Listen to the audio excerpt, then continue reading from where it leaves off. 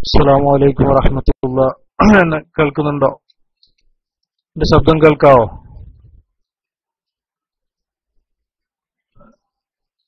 അൽഹംദുലില്ലാഹ്.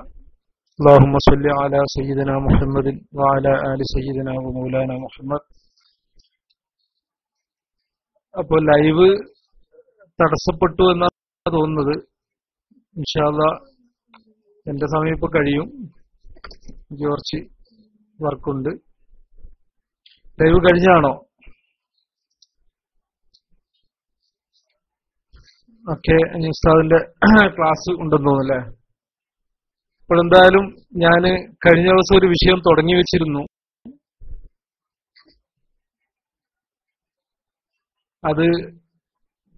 അതിന്റെ ചില അനുബന്ധങ്ങളും കൂടി ഇൻഷാ അല്ലാഹ് ഒരു കുറഞ്ഞ സമയം ഞാൻ പറയാം. അപ്പോ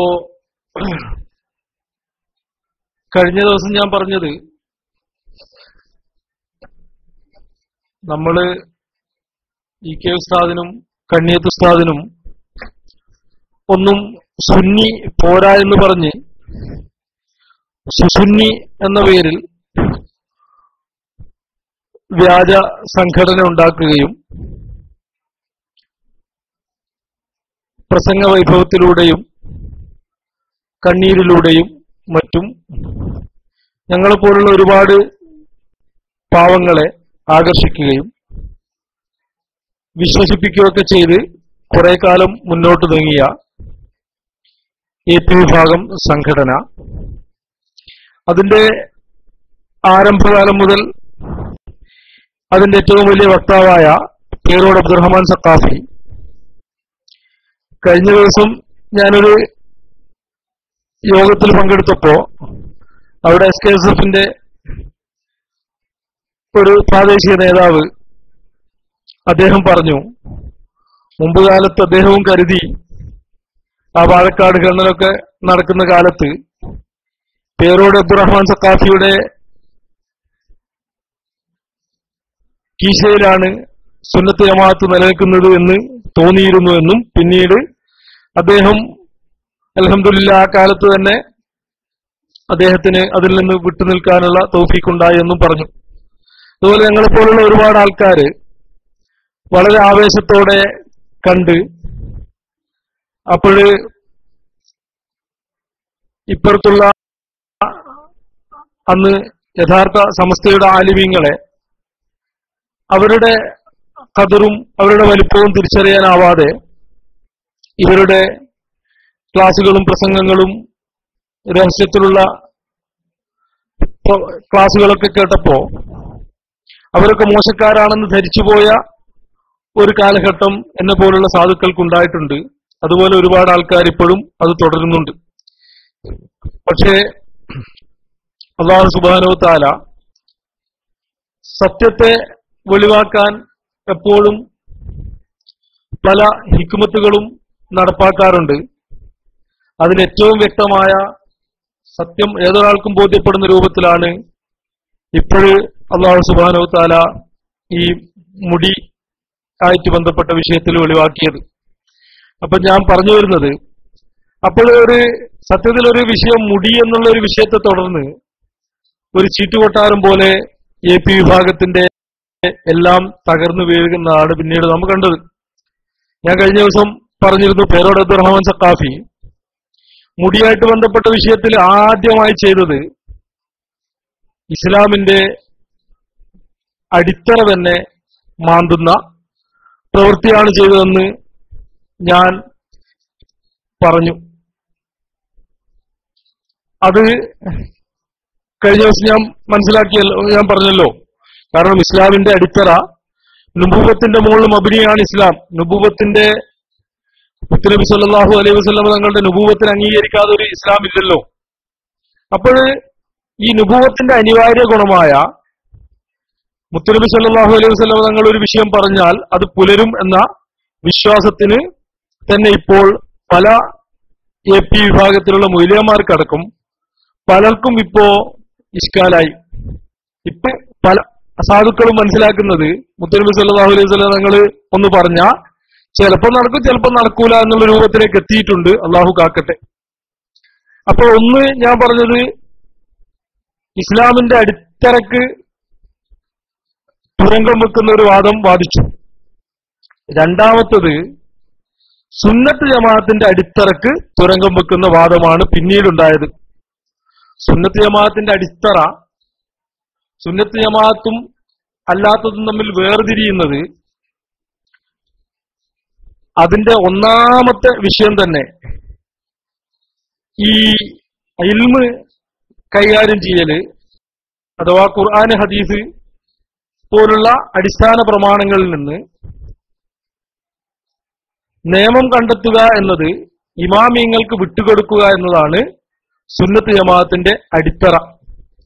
അത് പൊളിയുമ്പോഴാണ്, അതിൽ നിന്ന് മാറ്റം വരുമ്പോഴാണ് എല്ലാ ബിദ്അത്തും ഉണ്ടാകുന്നത്. അപ്പോൾ സുന്നത്ത് ജമാഅത്തിന്റെ അടിത്തറയാണ് ഒരു ഇമാമല്ലാത്തയാൾ അഥവാ ഇജ്തിഹാദിന്റെ ഏതെങ്കിലും പദവിയിലെത്താത്ത ഒരാൾ നസ്സുകൾ കണ്ട് ഈ ഖുർആനും ഹദീസിലുള്ള വാചകങ്ങൾ കണ്ടിട്ട് അത് വ്യാഖ്യാനിച്ചുകൊണ്ട് ഇമാമിങ്ങളെ തിരുത്തുക എന്നതാണ് ബിദ്അത്തിന്റെ ഏറ്റവും വലിയ വാതിൽ. പിന്നീട് അദ്ദേഹം നുബുവത്തിന്റെ അടിത്തറ എന്ന ഇസ്ലാമിന്റെ ആ ഒരു അടിത്തറയ്ക്ക് തുരങ്കം വെച്ചുകൊണ്ടുള്ള വാദം പറഞ്ഞതിനു ശേഷം അദ്ദേഹം രണ്ടാമത് ചെയ്തത്, എല്ലാവരും കരുതിയത് മുത്തുനബി സല്ലല്ലാഹു അലൈഹി വസല്ലം തങ്ങൾക്ക് നിഴൽ ഇടക്കുണ്ടാകും എന്ന് പറഞ്ഞ വാദമാണ് ഭയാനകരം എന്നാണ്. ആ വാദം ഭയാനകരമാണെങ്കിലും അതിനേക്കാളും ദൂരവ്യാപകമായ പ്രത്യാഘാതം ഉണ്ടാക്കുന്ന ഒരു പരിപാടിയാണ് അദ്ദേഹം ചെയ്തത്.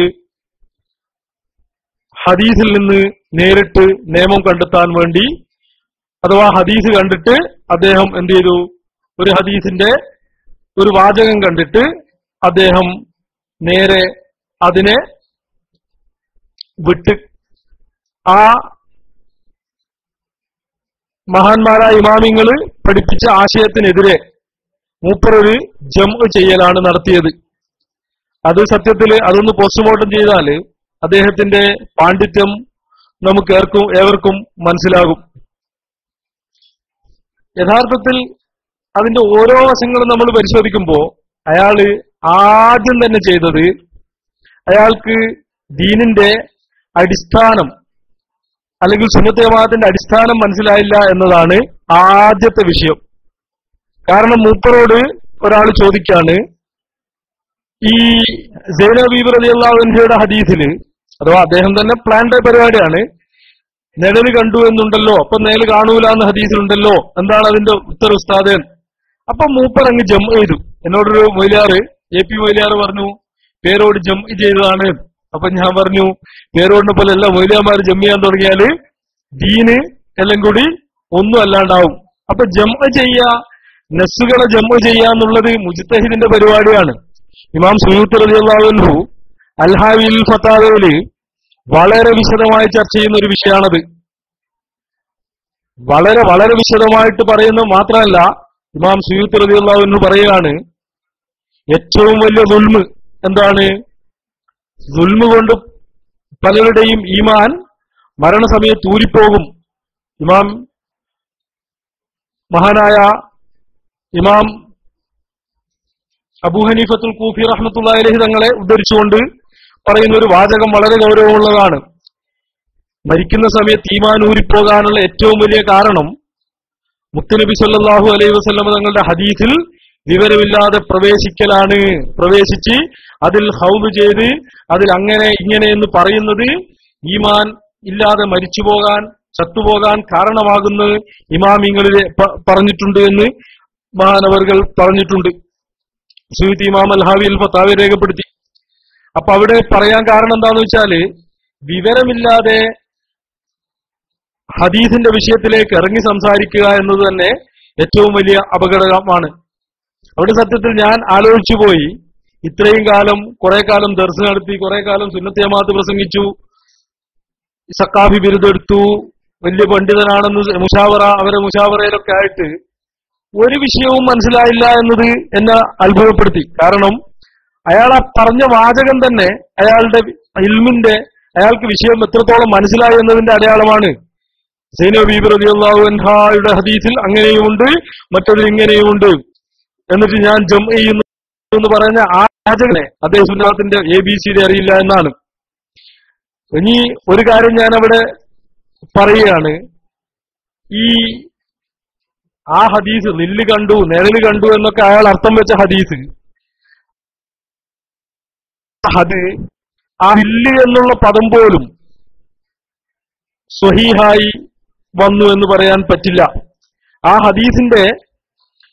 ഹദീസ് വന്ന രണ്ട് റൂട്ടിലൂടെ വന്നപ്പോ, ഒരു സ്ത്രീയിലൂടെ വന്നപ്പോ, ആയിഷ ബീവിയിൽ നിന്ന് ഒരു സ്ത്രീ മുഖേന വന്നപ്പോ അതിലാണ് നില്ല് എന്നുള്ള റിപ്പോർട്ടുള്ളത്.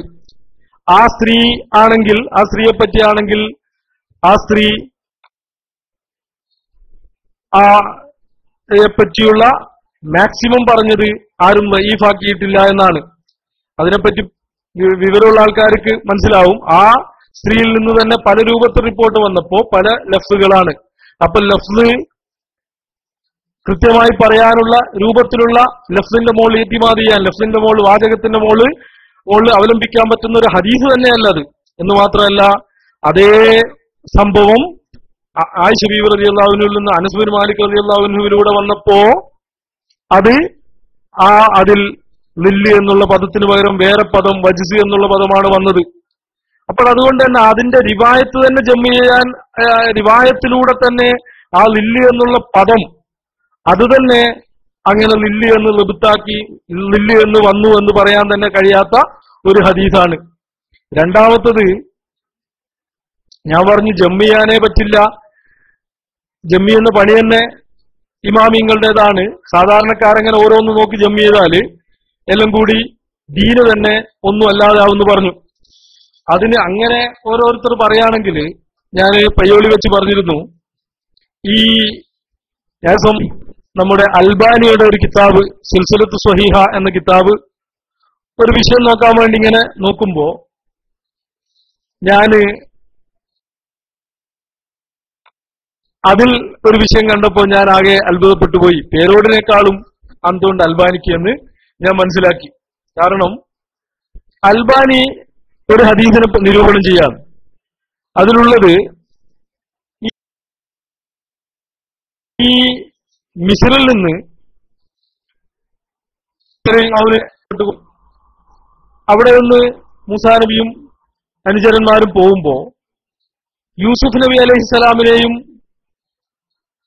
അവിടുത്തെ ജനാദയും അല്ലെങ്കിൽ അവിടുത്തെ ശരീരവും കൊണ്ടാണ് പോയത് എന്ന് സ്വഹീഹായ ഹദീസിൽ വന്നിട്ടുണ്ട്. അപ്പൊ അവിടെ ഇലാമും കൊണ്ടാണ് പോയത് എന്നാണ് ഹദീസിലെ വാചകം. ഇലാമ്, അപ്പൊ ഇലാമ് എന്നതിന് എല്ലും കൂട് എന്നാണ് അർത്ഥം.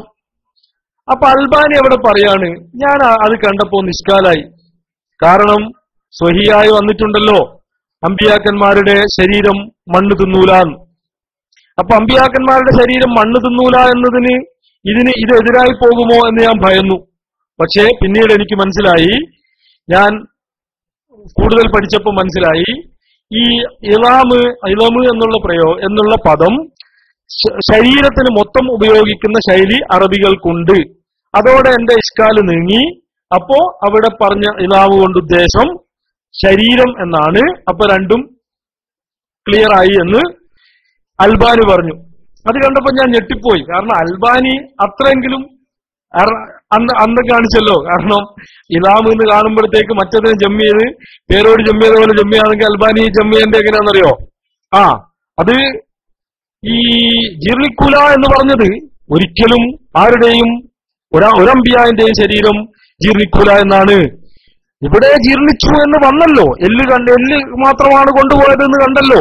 അപ്പോൾ ഇവിടെ ജീർണിക്കും എന്ന് പറഞ്ഞത് എല്ലാപ്പോഴും എല്ലാ അമ്പിയാക്കന്മാരുടെയും ജീർണിക്കുമെന്നല്ല, ഇവിടെ ജീർണിച്ചതായി കണ്ടിട്ടുണ്ട് എന്ന് പേരോഡിയൻ ജംഅ് ഉണ്ടാവാമായിരുന്നു. പക്ഷേ അദ്ദേഹം ഒരു വിദഈ പണ്ഡിതനാണെങ്കിലും പല പോഴത്തങ്ങളും പറഞ്ഞ് കുപ്രസിദ്ധനാണെങ്കിലും അദ്ദേഹം പോലും ആ വിഷയത്തില് മര്യാദ കാണിച്ചു. അതുപോലും അദ്ദേഹത്തിന് പേരോടിന് ചെയ്യാൻ കഴിഞ്ഞില്ല. അപ്പൊ ഞാൻ പറഞ്ഞത് ജംഅ് ചെയ്തു എന്ന് പറയുന്ന ആ വാചകം തന്നെ വളരെ വിചിത്രമാണ്. അദ്ദേഹത്തിന് സുന്നത്ത് ജമാഅത്തിന്റെ അടിസ്ഥാനം അറിയാമായിരുന്നെങ്കിൽ അദ്ദേഹം അതിലേക്ക് ഉളരുമായിരുന്നില്ല, അതിന് ശ്രമിക്കുമായിരുന്നില്ല. കാരണം സുയ്യിദ് ഇമാം റളിയല്ലാഹു അൻഹു വേറൊരു വാചകം പറയുന്നുണ്ട് അൽഹാവിൽ ഫത്താവയില്. ഈ മനുഷ്യൻ ഒരാളെ പറ്റി പറയാണ്, ഖുർആൻ കൊണ്ട് തെളിവ് പിടിച്ച, ഹദീസ് കൊണ്ട് തെളിവ് പിടിച്ച ഒരാളെ പറ്റി പറയാണ്, ഈ മനുഷ്യൻ ഒന്ന് ലജ്ജിച്ചിരുന്നെങ്കിൽ, അള്ളാഹുവിനെ തൊട്ട് ഈ മനുഷ്യനൊന്ന് ലജ്ജ ഉണ്ടായിരുന്നെങ്കിൽ അയാള് ഈ തെളിവ് പിടിക്കുന്ന പരിപാടിക്ക് നിൽക്കൂലായിരുന്നു. അദ്ദേഹം അതുപേക്ഷിച്ച് തഖ്ലീദിലേക്ക് തന്നെ പോകുമായിരുന്നു, ഇമാമിങ്ങൾ പറഞ്ഞെടുത്ത് നിൽക്കുമായിരുന്നു. അദ്ദേഹത്തിന് അള്ളാഹുവിനെ പറ്റി ഒരു അല്പം ലജ്ജയില്ലാതെ ആയിപ്പോ എന്ന് പറഞ്ഞു.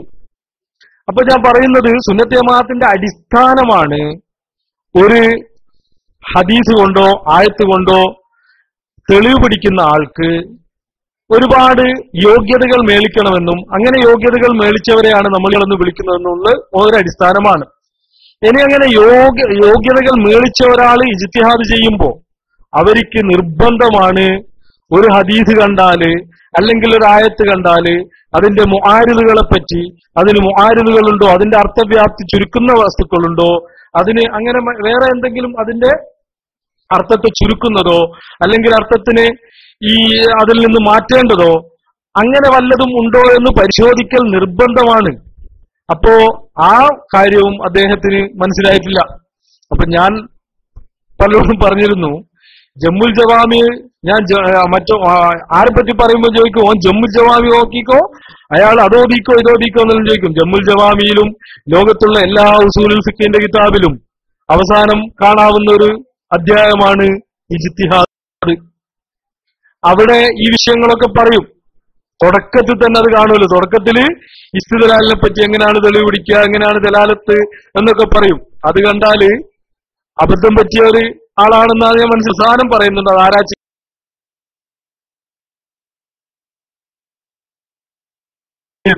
അത് തന്നെയാലും തെളിവിനത്തിന്റെ ഒന്നാമത്തെ അബദ്ധം ജംഉ ചെയ്തു.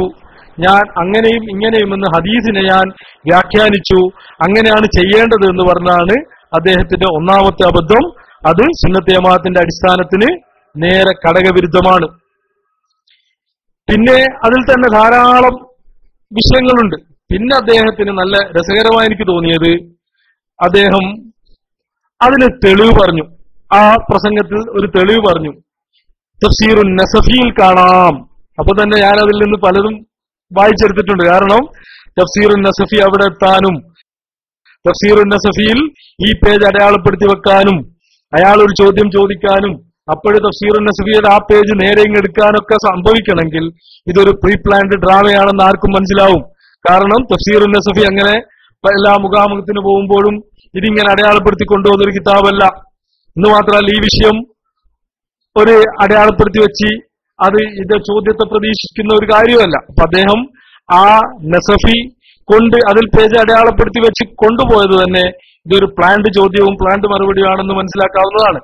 അപ്പൊ നസഫിയിൽ അയാൾ കണ്ടെത്തിയതാണ് എനിക്ക് ഏറ്റവും ചിരിവരുന്നൊരു കാര്യം. നസഫിയിലുള്ളത് എന്താ? തഫ്സീറുൻ നസഫിയിൽ പറഞ്ഞത് ഈ മുത്തുനബി സല്ലല്ലാഹു അലൈഹി വസല്ലം തങ്ങളുടെ പ്രിയപ്പെട്ട ഭാര്യ ആയിഷ ബീവി റളിയല്ലാഹു അൻഹയെ പറ്റി ആരോപണം വന്നപ്പോ അതിൽ പ്രയാസപ്പെട്ടു നിൽക്കുന്ന മുത്തുനബി സല്ലല്ലാഹു അലൈഹി വസല്ലം തങ്ങളെ സ്വഹാബികൾ സമാധാനിപ്പിക്കുന്ന വിഷയങ്ങൾ പറയുമ്പോ ഒരു ഇങ്ങനെ അവിടെ അതിൽ വരിക്കുമ്പോ ഉസ്മാൻ റളിയല്ലാഹു അൻഹു പറഞ്ഞു, ഓ നബിയെ, അവിടുത്തെ നിഴല് പോലും ചവിട്ടിപ്പോകൽ മുംകിനല്ലാത്ത വിധം, ഇംഖാനില്ലാത്ത വിധം, അഥവാ അങ്ങനെ ഒരു സംഭവം തന്നെ ഇല്ലാത്ത വിധം അവിടുത്തെ സംരക്ഷിക്കപ്പെട്ടിട്ടുണ്ടെങ്കിൽ അവിടുത്തെ ഭാര്യയുടെ വിഷയം പിന്നെ പറയേണ്ടതുണ്ടോ എന്ന് ചോദിച്ചു. അവിടുന്ന് എങ്ങനെയാണ് ചവിട്ടിപ്പോവാത്തടത്തുണ്ടാവുന്ന കിട്ടുന്നതിന്റെ പേരാണ് അങ്ങനെ അതിൽ നിന്ന് തെളിവ് പിടിച്ചതിന്റെ പേരാണ് മഫ്ഹൂം മുഖാലഫ എന്ന് പറയാം. മഫ്ഹൂം മുഖാലഫ തെളിവ് പിടിച്ചു എന്ന് കണ്ടപ്പോ എനിക്ക് എന്നല്ല കുറച്ച് അന്തമുള്ള ആൾക്കാർക്ക് ചിരി വരും. കാരണം മഫ്ഹൂം മുഖാലഫ തെളിവാകുക എന്ന് പറഞ്ഞാൽ അതിന് കുറെ ഷർത്തുകളുണ്ട്. മഫ്ഹൂം മുഖാലഫ എന്നത് നിരുപാധികം എടുക്കാൻ പറ്റില്ല. അതെങ്കിലും അയാൾ മനസ്സിലാക്കണമായിരുന്നു. ഫളായില് പറയുന്നിടത്ത് മഫ്ഹൂം മുഖാലഫ പിടിക്കാൻ പറ്റില്ല എന്നാണ് ഒരു അടിസ്ഥാന നിയമം. മഫ്ഹൂം മുഖാലഫ അന്തമില്ലാതെ പിടിച്ച ഒരു പ്രാചീന പണ്ഡിതനായിരുന്നു ഇബ്നു ഹസമുൽ ളാഹിരി. അദ്ദേഹം മഫ്ഹൂം മുഖാലഫ പിടിച്ചിട്ട് ഒരു നിബന്ധനയുമില്ലാതെ മഫ്ഹൂം മുഖാലഫ പിടിച്ചിട്ട് പല വിദണ്ഡവാദങ്ങളും പല അബദ്ധവാദങ്ങളും കൊണ്ടുവന്നിട്ടുണ്ട്. അദ്ദേഹം ഒരു മഫ്ഹൂം മുഖാലഫ പിടിച്ചതാണ്. റസൂൽ സല്ലല്ലാഹു അലൈഹി വസല്ലം ചോദിച്ചു, മുഅ്മിൻ നജസാവുകയോ എന്നൊരു ഹദീസ്. അപ്പൊ അതിൽ നിന്ന് അയാൾ പിടിച്ചു മുഅ്മിൻ നജസാവുകയോ എന്നതിന്റെ മഫ്ഹൂം മുഖാലഫ. അപ്പൊ കാഫിർ നജസാവുന്നതാണ്, അതുകൊണ്ട് കാഫിറിന്റെ വേർപ്പ് നജസാണ്. നമ്മൾ ഒരു ബസ്സിലൊക്കെ യാത്ര ചെയ്യുമ്പോ ഒരു അമുസ്ലിമിന്റെ മുസ്ലിമിന്റെ വേർപ്പ് നജസാണ് എന്നൊക്കെ ഉള്ള കണ്ടുപിടിച്ചത് ഈ അന്തമില്ലാതെ മഫ്ഹൂം മുഖാലഫ പിടിച്ചതാണ്. മഫ്ഹൂം മുഖാലഫ പിടിക്കുന്ന ആൾക്കാര് ഇങ്ങനെ പേരോട് പിടിച്ച പോലെ മുഖാലഫ പിടിക്കുകയാണെങ്കിൽ മുജാഹിദ് പറഞ്ഞ പോലെ നല്ല രസമുണ്ടാവും. കാരണം റസൂൽ സല്ലല്ലാഹു അലൈഹി വസല്ലം പഠിപ്പിച്ചു, നിങ്ങൾ സിയാറത്ത് ചെയ്യണം. കാരണം എന്താ? സിയാറത്ത് എന്തിനോർമ്മിക്കും? മരണത്തെ ഓർമ്മിപ്പിക്കും, അല്ലെങ്കിൽ ആഖിറത്തെ ഓർമ്മിപ്പിക്കും. അപ്പൊ അതിന്റെ മഫ്ഹൂം മുഖാലഫ അത് ഓർമ്മിപ്പിക്കാനാണ് സിയാറത്ത്. അപ്പൊ ഓർമ്മിച്ചാൽ പിന്നെ പോകേണ്ട ആവശ്യമില്ലല്ലോ. അങ്ങനെ പിടിച്ച ആൾക്കാർ, അങ്ങനെ മഫ്ഹൂം മുഖാലഫ പിടിക്കുന്ന ആൾക്കാർ വരും. അതുപോലെ വേറൊരു മഫ്ഹൂം മുഖാലഫയാണ്. ഇതൊക്കെ കിതാബുകളിൽ വ്യക്തമായിട്ടുള്ളതാണ്. അതിനെപ്പറ്റി കുറച്ച് അന്തമുള്ള വലിയമാർക്കൊക്കെ മനസ്സിലാവുകയും ചെയ്യും. അവിടെ വേറൊരു ഉദാഹരണം, അള്ളാഹു ഖുർആനിൽ പറഞ്ഞു, നിങ്ങള് ദാരിദ്ര്യം ഭയന്ന് മക്കളെ കൊല്ലരുത്. അതിന്റെ മഫ്ഹൂം മുഖാലഫ എന്താ? ദാരിദ്ര്യം ഭയക്കാൽ ഞാൻ കൊല്ലാം എന്നായി മഫ്ഹൂം മുഖാലഫ കിട്ടുക. ഇങ്ങനെ അന്തമില്ലാത്ത മഫ്ഹൂം മുഖാലഫ പിടിച്ചത് തന്നെ. ഞാൻ ഇങ്ങനെ പറയാൻ കാരണം, അതില് അയാൾക്ക് ഈ പേരോട് എന്ന് പറഞ്ഞാല് ഞങ്ങളൊക്കെ മനസ്സിലാക്കിയതും ഇപ്പോഴും പലരും മനസ്സിലാക്കുന്നത് വലിയൊരു മുഹക്കിക്കാണെന്ന, തഹക്കീക്കുള്ള ആളാണെന്ന. അപ്പൊ അദ്ദേഹത്തിന്റെ മൊത്തം വിഷയങ്ങൾ ഇതിലൂടെ പൊട്ടിപ്പാളീസായി എന്നത് ഞാൻ നിങ്ങളോടൊന്ന് പങ്കുവെക്കുകയാണ്. അതുപോലും അയാൾക്ക് തിരിഞ്ഞില്ല. എന്താ മഫ്ഹൂം മുഖാലഫ എങ്ങനെ പിടിക്കാം? തഫ്സീറുൻ നസഫിയുടെ മഫ്ഹൂം മുഖാലഫ ഒറ്റപേറും അഥവാ കുറച്ചു പേരുള്ള ലക്ഷം വലിയാറും അത് അംഗീകരിക്കൂല. അങ്ങനെ മഫ്ഹൂം മുഖാലഫ പിടിക്കാൻ പാടില്ല. മഫ്ഹൂം മുഖാലഫക്ക് ഒരുപാട് ഷർത്തുകളുണ്ട്, അതിന് ഒരുപാട് കണ്ടീഷൻസ് ഉണ്ട്. അതൊന്നും ഇല്ലാതെ മഫ്ഹൂം മുഖാലഫ പിടിക്കുകയാണെങ്കിൽ ദീനിൽ ഒരുപാട് വിദണ്ഡവാദങ്ങൾ ഇനിയും കൊണ്ടുവരാൻ കഴിയും. അപ്പോൾ ഞാൻ പറഞ്ഞത്, ഈ വിഷയത്തിൽ നിഴലുമായിട്ട് ബന്ധപ്പെട്ട വിഷയത്തിൽ ഒന്ന്, അദ്ദേഹം സുന്നത്ത് ജമാഅത്തിന്റെ അടിസ്ഥാനം അദ്ദേഹത്തിന് മനസ്സിലായില്ല. രണ്ടാമത്തത്, കിതാബ് ഓതിയിട്ട് മഫ്ഹൂം മുഖാലഫ എന്താണെന്ന് മൂപ്പർക്ക് തിരിഞ്ഞില്ല. മൂപ്പർ വിചാരിച്ച് എല്ലാ കാണുന്നിടത്തൊക്കെ എന്തെങ്കിലും കണ്ടാ മഫ്ഹൂം മുഖാലഫ പിടിക്കാന്ന. എന്ന് മാത്രമല്ല, അവിടെ ഇല്ലത്ത് എന്താണ്, ഹിക്മത്ത് എന്താണെന്ന് അദ്ദേഹത്തിന് മനസ്സിലായില്ല. ഇമാം റാസി റളിയല്ലാഹു അൻഹുവിനോട് ഒരു ഭരണാധികാരി, അവിടുത്തെ രാജാവ് ഒരു ചോദ്യം ചോദിച്ചു, എന്തിനാണ് സിയാറത്ത് ശറഅക്കിയത്? ഇപ്പം റാസി ഇമാം റളിയല്ലാഹു അൻഹു പറഞ്ഞു, ഒരാള് ഒരു മുഅ്മിനിന്റെ ഖബർ ശരീഫിന് സമീപം ചെന്നാൽ ആ മുഅ്മിനിന്റെ റൂഹും ഈ പോകുന്ന ആളെ റൂഹും തമ്മിൽ ഒരു തഅല്ലുഖുണ്ടാകുകയും ഒരു ബന്ധമുണ്ടാവുകയും അങ്ങനെ ഈ ഈമാൻ എത്രത്തോളം വർദ്ധിച്ചിട്ടുണ്ടോ, എത്രത്തോളം മഹാനാണോ അതിനനുസരിച്ച് ഇങ്ങോട്ട് അതിന്റെ ഗുണം കിട്ടും. അങ്ങനെ മശ്റൂആക്കിയത്, അതായത് ഖബറാക്കിയതിന്റെ ഒരു ഹിക്മത്ത് ഇമാം റാസി റളിയല്ലാഹു അൻഹു പറഞ്ഞതാണ്. അപ്പോ അതിനർത്ഥം ഇപ്പുറം റസൂൽ സല്ലല്ലാഹു അലൈഹി വസല്ലം തങ്ങൾ പറഞ്ഞത് അതല്ല എന്നല്ല. അപ്പൊ ഒരു വിഷയത്തിൽ തന്നെ ധാരാളം ഹിക്മത്തുകളും ഇല്ലത്തുകളും സബബുകളൊക്കെ ഉണ്ടാവും. അപ്പൊ ഇല്ലത്ത് എന്താണ്, ഹിക്മത്ത് എന്താണ്, സബബ് എന്താണെന്നൊക്കെ മനസ്സിലാക്കാതെ എല്ലാം കൂടി ഒരു ചവിട്ടിപ്പോവാൻ സാധ്യതയില്ലാത്ത വിധം സംരക്ഷിച്ചു എന്ന് കണ്ടപ്പോ ചവിട്ടിപ്പോവാത്തടുത്തുണ്ടാകുമെന്ന് കണ്ടുപിടിച്ച ഈ എന്താണ് പറയാ, ഒരല്പം പോലും ഇനി വിഷയങ്ങളെ പറ്റി അറിയാത്ത ഒരാൾ ചെയ്യുന്ന രൂപത്തിലാണ് പേര് സഖാഫി അവിടെയും ചെയ്തത്. അവിടെ വേറൊരു കാര്യം, ഞാന് ഇമാം അബൂശാമ റളിയല്ലാഹു അൻഹു നവവിയാമിന്റെ ഉസ്താദാണ്. അബൂശാമ റളിയല്ലാഹു അൻഹു പറഞ്ഞു, റസൂലുള്ളാഹി സ്വല്ലല്ലാഹു അലൈഹി വസല്ലം അവിടെ ആകാശാരോഹണത്തിന് മുമ്പ് ബൈത്തുൽ മുഖദ്ദസിൽ എത്തിക്കാനുള്ള കാരണം എന്താണ്, എന്തുകൊണ്ടാണ് ബൈത്തുൽ മുഖദ്ദസിലേക്ക് പോയത്? അപ്പോഴവിടെ പറഞ്ഞു, ഇമാമിങ്ങളൊക്കെ പറഞ്ഞു, ഖുർആൻ തന്നെ വ്യക്തമായിട്ട് പറഞ്ഞു, ബാറക്നാ ഹൗലഹു, അവിടെ അതിനു ചുറ്റും നമ്മൾ ബർക്കത്ത് ചെയ്തിട്ടുണ്ട്. ആ ബർക്കത്ത് കൊണ്ട് അമ്പിയാക്കന്മാരെ, ആ വഹി ഇറങ്ങിയ സ്ഥലവും അമ്പിയാക്കന്മാരുടെ മക്ബറകൾ, അങ്ങനെ അമ്പിയാക്കന്മാരുമായി ബന്ധപ്പെട്ട സ്ഥലം ആ ബർക്കത്താണ് എന്ന് പറഞ്ഞു. ഇമാമിങ്ങൾ ഒന്നും കൂടി പറഞ്ഞു, അവിടെ നല്ല ഈ പ്രകൃതിപരമായ ഒരുപാട് കായ്കനികളും പച്ചപ്പുകളുമുള്ള സ്ഥലമാണ്. അങ്ങനെ അത് രണ്ടും ചേർത്ത് ഈ വഹാബികൾ അംഗീകരിക്കുന്ന ഷൗക്കാനി തന്നെ ഫതുൽ ഖദീറിൽ പറഞ്ഞു, വളരെ ഈ രണ്ടു നിലക്കും അവിടെ ബർക്കത്ത് ചെയ്യപ്പെട്ടു എന്നാണ് അതിന്റെ ഉദ്ദേശം. അഥവാ കായികനികൾ കൊണ്ട് ദുന്യവിയായ ബർക്കത്തും മഹാന്മാരുടെ മക്ബറയും അതുപോലെ അമ്പിയാക്കന്മാരുടെ ആയി ബന്ധപ്പെട്ട ഒരു വിഷയത്തിൽ ദീനിയായ ആ ഒരു ബർക്കത്തും, അങ്ങനെ എല്ലാ ബർക്കത്തുകളും അവിടെ യോജിച്ചു. അപ്പൊ അതുകൊണ്ടാണ് നമ്മൾ പറയാറുണ്ട് ഈ ബർക്കത്ത്, ആ ബർക്കത്ത് മുത്തുനബി സല്ലല്ലാഹു അലൈഹി വസല്ലം തങ്ങൾക്ക് ലഭിക്കാൻ ആണ് അവിടെ കൊണ്ടുപോയത്. ബാറക്കനാ ഹൗലഹു. അബൂ ശാമ റളിയല്ലാഹു അൻഹു പറയാണ്, അവിടെ കൊണ്ടുപോയത് എന്തുകൊണ്ടാണ്? മുത്തുനബി സല്ലല്ലാഹു അലൈഹി വസല്ലം തങ്ങള് മക്കയിൽ നിന്ന് നേരിട്ട് ആകാശാരോഹണം നടത്തിയിരുന്നെങ്കിൽ അപ്പോ ഈ അന്തംഗമികളായ കുറെ ഈ മക്ക കാഫിരീങ്ങൾക്ക്, മക്ക മുശ്രിക്കീങ്ങൾക്ക് ഒരു ചോദ്യം ചോദിക്കാൻ വകുപ്പില്ല. കാരണം എന്താണ്?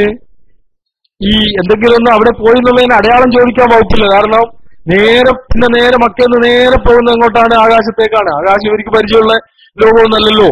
അതുകൊണ്ട് അവർക്ക് ചോദ്യം ചോദിക്കാനും പരീക്ഷിക്കാനും അവസരം ഇട്ടുകൊടുക്കുക എന്ന ലക്ഷ്യമുണ്ട് എന്നില്ലെന്ന് പറഞ്ഞു. അപ്പോ ഈ അങ്ങനെ ഞാനിങ്ങനെ ആലോചിച്ചു, ഈ പേരോടിപ്പോ കണ്ടാൽ എങ്ങനെ വരും? ഈ പേരോട് കണ്ടാല് അതിപ്പോ അങ്ങനെയും പറഞ്ഞിട്ടുണ്ട്. ഇമാം അബൂ ശാമ പറയുന്നു, അത് എന്താണ്? മുത്തുനബി സല്ലല്ലാഹു അലൈഹി വസല്ലം തങ്ങൾക്ക് മറുപടി പറയാൻ വേണ്ടിയാണ് അവിടെ നിന്ന് കൊണ്ടുപോയത്. അപ്പോഴെന്താണ്? ഇതന്ന് മറുപടി പറയേണ്ടിയിരുന്നില്ലെങ്കിൽ അങ്ങനെ കൊണ്ടുപോവേണ്ടായിരുന്നു. അങ്ങനെയല്ല, അത് മറുപടി, അങ്ങനെ ഒരു സാധ്യത, ഒരു പരീക്ഷണത്തിനുള്ള സാധ്യത ഒരു ഹിക്മത്താണ്. അതുപോലെ ബാറക്കനാ ഹൗലഹു എന്ന് ഖുർആൻ പറഞ്ഞതിന് അതുകൊണ്ട് നിഷേധിക്കാൻ പോകരുത്. ഖുർആൻ പറഞ്ഞത് അത് വേറൊരു ഒരു അതിന്റെ ഒരു ഫായതയാണ്, അല്ലെങ്കിൽ ഇല്ലത്താണ്, അല്ലെങ്കിൽ ഹിക്മത്താണ്. അങ്ങനെ കുറെ വിഷയങ്ങൾ ഒരു സംഭവത്തിൽ തന്നെ ഉണ്ടാവും. ഞാനിത് പറയാൻ കാരണം, മുത്തുനബി സല്ലല്ലാഹു അലൈഹി വസല്ലം തങ്ങളുടെ നിഴലുമായി ബന്ധപ്പെട്ട് വന്നെടുത്ത് വളരെ ശ്രദ്ധേയമായൊരു വിഷയമുണ്ട്. അത് ഞാൻ പറയാം. ഞാന് വളരെ മുമ്പ് ഇദ്ദേഹത്തിന്റെ പ്രസംഗം വളരെ ശ്രദ്ധയോടെ കേൾക്കുകയും ഇദ്ദേഹത്തിന്റെ പ്രസംഗം എവിടെ ഉണ്ടെങ്കിലും പോവുകയൊക്കെ ചെയ്യുന്ന ഒരു കാലം ഉണ്ടായിരുന്നു. അപ്പോൾ ഇദ്ദേഹം കൊയിലാണ്ടിയിൽ വെച്ച് പ്രസംഗിച്ചു. അന്ന് സ്വലാത്തിനെ പറ്റി വിവാദം നടക്കുന്ന കാലാണ്. ഏത് സ്വലാത്ത് അല്ലാത്തത് ചെല്ലാമോ, ചൊല്ലിക്കൂടെ എന്നൊക്കെ വഹാബികളുമായിട്ട് ചർച്ച നടക്കുന്ന ഒരു കാലമാണ്. അപ്പോ പേരോട് അബ്ദുറഹ്മാൻ സഖാഫി കൊയിലാണ്ടിയിൽ നിന്നാണ് എന്ന് ഓർക്കുന്നു. അദ്ദേഹം ഒരു സ്വലാത്ത് ഉദ്ധരിച്ചു. ഇമാം മാലിക് റളിയല്ലാഹു അൻഹു ചൊല്ലിയ സ്വലാത്ത്. ആ സ്വലാത്തിൽ അല്ലാഹുമ്മ സ്വല്ലി അലാ സയ്യിദിനാ മുഹമ്മദ്, അല്ലാഹുമ്മ സ്വല്ലി അലാ മുഹമ്മദിൻ എന്നൊക്കെ തുടങ്ങിയിട്ട് സാദിഖുൽ ഹൽഖി നൂറുഹു, മുത്തുനബി സല്ലല്ലാഹു അലൈഹി വസല്ലം തങ്ങളുടെ നൂറ് എല്ലാ സൃഷ്ടികളെയും മുൻകടന്നു എന്നൊരു വാചകം ഉൾപ്പെടുന്ന സ്വലാത്ത് മാലിക് ഇമാം റളിയല്ലാഹു അൻഹു ചൊല്ലി എന്ന് പേരോട് പ്രസംഗിച്ചു. അപ്പോൾ ഞാന് എവിടെയാണത് ഒന്ന് കണ്ട് യഖീന് വരുത്തുക എന്നത് എന്റെ ഒരു സ്വഭാവം ആയതുകൊണ്ട് ഞാൻ അത് കിട്ടണം, അത് എവിടെയാണ് അത് അങ്ങനെ ഉള്ളത് എന്നറിയണം. അങ്ങനെ അദ്ദേഹം പിന്നീട് എന്റെ വളരെ അടുത്ത പ്രദേശമായ പയ്യോളി അങ്ങാടിയിൽ ഇദ്ദേഹം ഒരു പ്രസംഗത്തിന് വന്നു.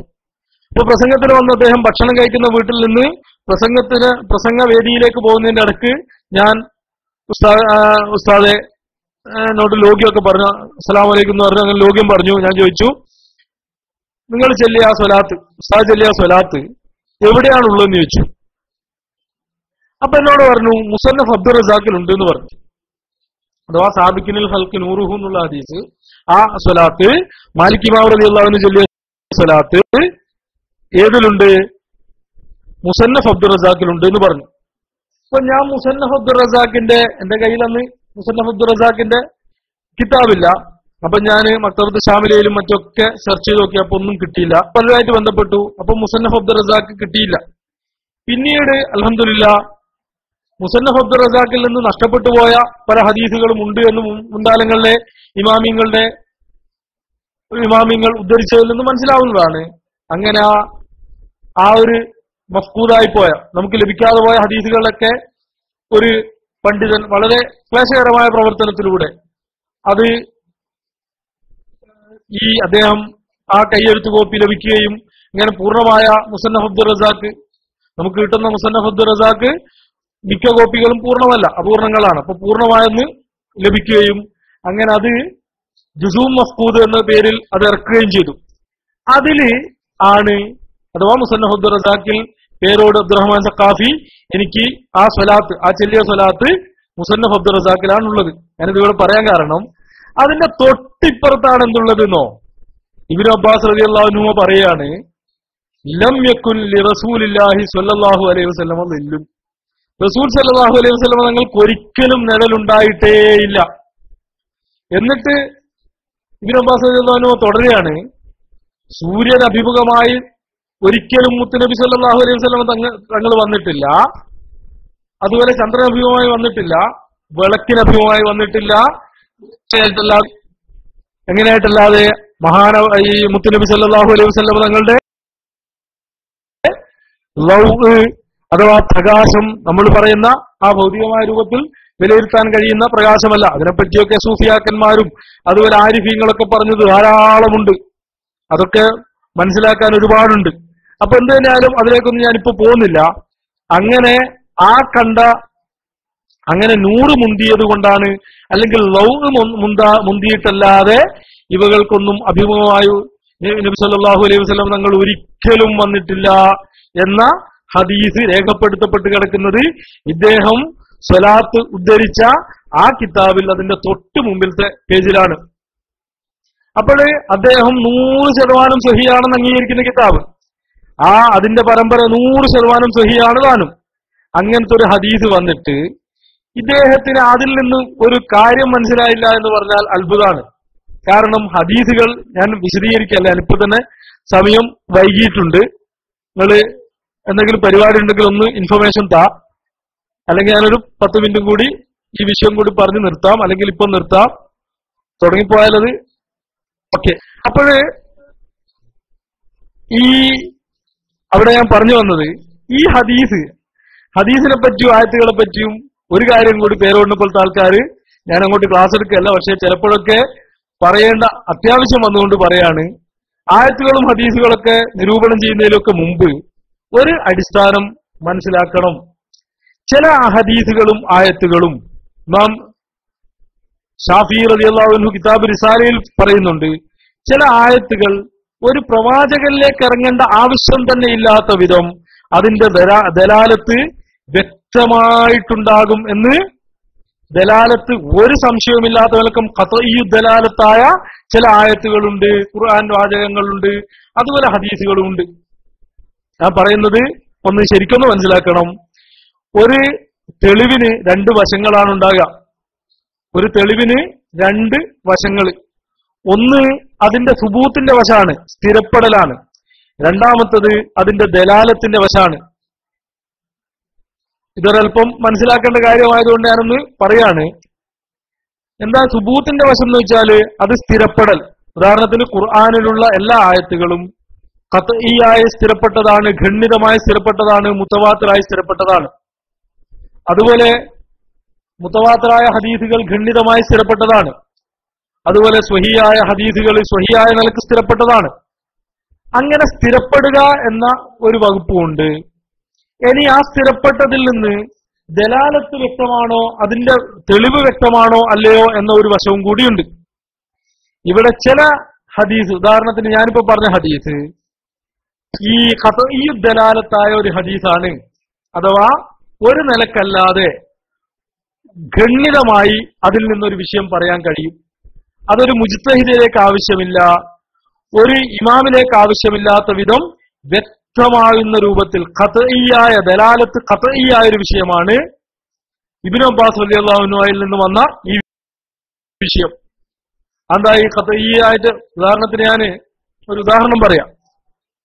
ഈ ഖുർആനിലുണ്ട് വുളൂവിനെ പറ്റി പറയുമ്പോ ഫംസഹു ബിറുഊസിക്കും, ഫംസഹു ബിറുഊസിക്കും, തലയിൽ നിന്ന് തടവുക എന്ന് വന്നു. അത് ആ തെളിവിനെ പറ്റി നമ്മൾ തെളിവ് എന്നുള്ള രൂപത്തിൽ പരിശോധിക്കുമ്പോ അതിന്റെ ഒരു വശം സ്ഥിരപ്പെടലാണ്, അത് ഖണ്ഡിതമായി സ്ഥിരപ്പെട്ടതാണ്, ഖുർആനാണ്, മുത്തവാത്തിറായി സ്ഥിരപ്പെട്ടതാണ്. രണ്ടാമത്തെ വശം അതിന്റെ ദലാലത്താണ്, അതിൽ നിന്ന് തെളിവാണ്, അത് ലന്നിയാണ്, അഥവാ അതിൽ നിന്ന് ഖണ്ഡിതമായി തല മുഴുവൻ തടവണമെന്നോ തല അല്പം തടവണമെന്നോ ഖണ്ഡിതമായി പറയാൻ കഴിയില്ല. അപ്പോ തലയിൽ നിന്ന് തടവണം എന്ന് മാത്രമേ കിട്ടൂ. അത് അതിന്റെ കതിർ എത്രയാണെന്ന് കിട്ടൂല. അപ്പൊ അത്തരം വിഷയത്തെ നമ്മൾ പറയും ഖത്ഈ സുബൂത്താണ്, ലന്നീയു ദലാലത്താണ് എന്ന് പറയും. അതേ സ്ഥാനത്ത് ഇബ്നു അബ്ബാസ് റളിയല്ലാഹു അൻഹുവിൽ നിന്ന് വന്നത് ശരിക്ക് ഹദീസ് സ്വഹീഹായി സ്ഥിരപ്പെടുന്നതോടുകൂടി നമ്മൾ സ്വീകരിക്കൽ നിർബന്ധമായി മാറി. പിന്നീടുള്ളത് അതിന്റെ ദലാലത്തിന്റെ വശമാണ്. അത് ഖണ്ഡിതമാണ്. കാരണം അത് രണ്ടർത്ഥത്തിന് സ്കോപ്പില്ല. കാരണം എന്താ, മുത്തുനബി സല്ലല്ലാഹു അലൈഹി വസല്ലം തങ്ങൾക്ക് ഒരിക്കലും നിഴലുണ്ടായിട്ടേ ഇല്ല. അവിടെ ലില്ലിന് വേറൊരർത്ഥം സങ്കല്പിക്കാൻ കഴിയില്ല. ഇനി അതിന്റെ പുറമെ അതിന്റെ ബാക്കി വാചകങ്ങൾ കൂടി കൂടുമ്പോൾ അത് വ്യക്തമായി ആ ഹദീസിൽ നിന്ന് വ്യക്തമായി. ഇനി ആ ഹദീസിൽ നിന്ന് വ്യക്തമായി ഒരാൾ പറഞ്ഞ പോലെ ഇനിയിപ്പോ ചോദിക്കും ഹദീസിൽ നിന്ന് തെളിവ് പിടിക്കാൻ പറ്റുമോ, ഹദീസിൽ നിന്ന് തെളിവ് പിടിക്കാൻ പറ്റുമോ ഇല്ലയോ എന്നുള്ളത് അതാണ് ഞാൻ പറഞ്ഞത്. അതിനെപ്പറ്റിയൊക്കെ വിശദമായി പഠിക്കേണ്ടതുണ്ട്. ഖത്ഈ ദലാലത്തായ ഒരു വിഷയം സ്ഥിരപ്പെടലോടുകൂടി അതിന് വേറൊരാളിലേക്ക് ആവശ്യമില്ലാത്ത വിധം അത് ദലാലത്ത് വ്യക്തമാകും എന്നാണ് ഇമാമിങ്ങൾ പറഞ്ഞത്. ആ രൂപത്തിലാണിത്. ഇതിന്റെ നമ്മൾ ഇതിൽ നിന്ന് തെളിവ് പിടിക്കുന്നൊന്നുമില്ല. അത് ഇമാമിങ്ങളൊക്കെ, ഇമാം ഇബ്നുൽ ജൗസി റളിയല്ലാഹു അൻഹു അത് തെളിവ് പിടിച്ചിട്ടുണ്ട്. അതുപോലെ മഹാനായ ഇമാം ഈ ഇബ്നുൽ മുബാറക് റളിയല്ലാഹു അൻഹു അത് ഉദ്ധരിച്ചിട്ടുണ്ട്. അതിൽ നിന്ന് ഈ മഖ്രീസ് തെളിവ് പിടിച്ചിട്ടുണ്ട്. അങ്ങനെ ധാരാളം ഇമാമിങ്ങൾ, ഇമാം സുർക്കാന് തെളിവ് പിടിച്ചിട്ടുണ്ട്. അങ്ങനെ ഓരോരുത്തരും തെളിവ് പിടിച്ച, അങ്ങനെ തെളിവ് പറഞ്ഞു തന്ന ഹദീസാണിത് എന്ന് മാത്രമല്ല, എപിയുടെ മഹാനായ ശൈഖ് ഈ കാന്തപുരം എപി അബൂബക്കർ മുസ്ലിയാർ അദ്ദേഹത്തിന്റെ കിതാബിൽ എത്രയോ സ്ഥലത്ത് ഞാൻ ഈ പറഞ്ഞ ഹദീസ് തെളിവ് പിടിച്ചിട്ടുണ്ട്. അപ്പൊ ഹദീസ് വ്യക്തമാണ്. എന്ത്, നബിതങ്ങളുടെ 100 മുന്തിയത് കൊണ്ടല്ലാതെ, 100 മുന്തിയിട്ടല്ലാതെ, ലോവ് മുന്തിയിട്ടല്ലാതെ ഉണ്ടാവൂല. അതുകൊണ്ടാണ് ഇമാമിങ്ങള് ഇല്ലത്ത് പറഞ്ഞത്. അതുപോലെ മറ്റ് ഹദീസുകളുണ്ട്. അതുകൊണ്ടാണ് ഇല്ലത്ത് പറഞ്ഞത് നബിതങ്ങൾക്ക് നിഴലില്ല. കാരണം അവിടുത്തെ 100 മുന്തും 100ന്റെ ഒലവത്ത് കൊണ്ടാണ് എന്ന് പറഞ്ഞത്. ഇത് നസ്സിൽ നിന്ന് നസ്സായ ഒരു ഇല്ലത്താണ് പറയുന്നത്. ഒന്ന് ശ്രദ്ധിച്ച് മനസ്സിലാക്കണം. അത് വ്യക്തമായ ഹദീസിൽ വ്യക്തമായ ഇല്ലത്താണ്. ഇനി ഇത് പൊളിച്ചുകൊണ്ട് ഒന്നും പറയാൻ ഒരാൾക്കും ഒരു മുസ്ലിമിനും അവകാശമില്ല. ഒരു ഇമാമിനും അവകാശം ഉണ്ടാവില്ല, ഒരു മഅ്മൂമിനും അവകാശം ഉണ്ടാവില്ല, ആർക്കും അവകാശം ഉണ്ടാവില്ല. കാരണം മുത്തുനബി സല്ലല്ലാഹു അലൈഹി വസല്ലം തങ്ങളിൽ നിന്ന് ഇബ്നു അബ്ബാസ് റളിയല്ലാഹു അൻഹു പറയാണ് അവിടുത്തെ സവിശേഷത. ആ ഹദീസിന്റെ സിയാഖ് കണ്ടാൽ, അതിന്റെ രൂപം കണ്ടാൽ തന്നെ അറിയാം അത് ഗവേഷണപരമായ വിഷയമല്ല. അത് എന്താണ്, മുത്തുനബിയിൽ നിന്നും പഠിക്കാതെ അത് പറയാൻ കഴിയില്ല. കാരണം ഒരിക്കലും ഉണ്ടായിട്ടില്ല എന്ന് അനുഭവത്തിൽ നിന്ന് മനസ്സിലാവൂല. അനുഭവത്തിൽ ഒരിക്കലും ഉണ്ടായിട്ടില്ല എന്നാണെങ്കിൽ അത് കണ്ടിട്ട് പറഞ്ഞു എന്ന് മനസ്സിലാക്കാം. ഒരിക്കലും ഇല്ല എന്ന് പറയണമെങ്കിൽ അത് മുത്തുനബി സല്ലല്ലാഹു അലൈഹി വസല്ലം തങ്ങളിൽ നിന്ന് പഠിച്ചതാവാനേ നിവൃത്തിയുള്ളൂ. അങ്ങനെ ഒരു വിഷയം വന്നാൽ പിന്നെ അതിൽ രണ്ടാമതൊരു അഭിപ്രായം പറയാൻ പാടില്ല. അതിനെ പൊളിച്ചുകൊണ്ട് രണ്ടാമതൊരു അഭിപ്രായം പാടില്ല. അതിനെ നിലനിർത്തിക്കൊണ്ടാണ് ഇമാമിങ്ങൾ പറഞ്ഞത് മുത്തുനബി സല്ലല്ലാഹു അലൈഹി വസല്ലം തങ്ങളെ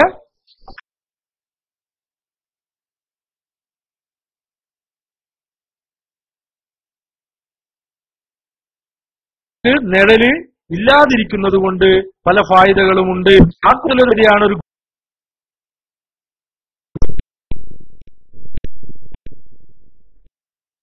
ഹലോ ഹലോ ഞാൻ DC ആയെന്നാ തോന്നുന്നത്. ഇപ്പം കേൾക്കുന്നുണ്ടോ? ഓക്കെ, ഞാൻ ആ വിഷയത്തിലേക്ക് ആണ്ടുകൊണ്ടു പോകുന്നില്ല. അപ്പൊ ഞാൻ പറഞ്ഞു വന്നത്, വ്യക്തമായി ഹദീസ് കൊണ്ട് സ്ഥിരപ്പെട്ടാൽ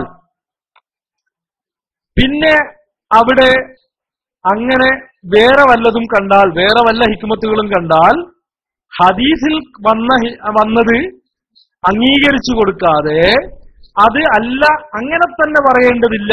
അത് ഞാനിത് പറയാൻ കാരണം പേരോട് പ്രസംഗത്തിൽ പറയാണ്, ഈ നൂറാനിയത്ത് കൊണ്ടാണ് എന്ന് പറയപ്പെട്ടിട്ടുണ്ട്. അതിന്റെ അടുത്ത കീലേന്റെ അർത്ഥം എന്താണോ, അങ്ങനെ തന്നെ പറയണമെന്നില്ല. അങ്ങനെ തന്നെ പറയണമെന്നില്ല, ഇങ്ങനെയും പറയാം.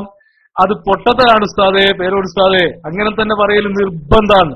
കാരണം ഹദീസിൽ സ്ഥിരപ്പെട്ട ഇല്ലത്ത് പറയൽ നിർബന്ധമാണ്. അതിന് അഡീഷണലായിട്ട് ഇങ്ങനെയും പറയാമെന്നേ കിട്ടൂ.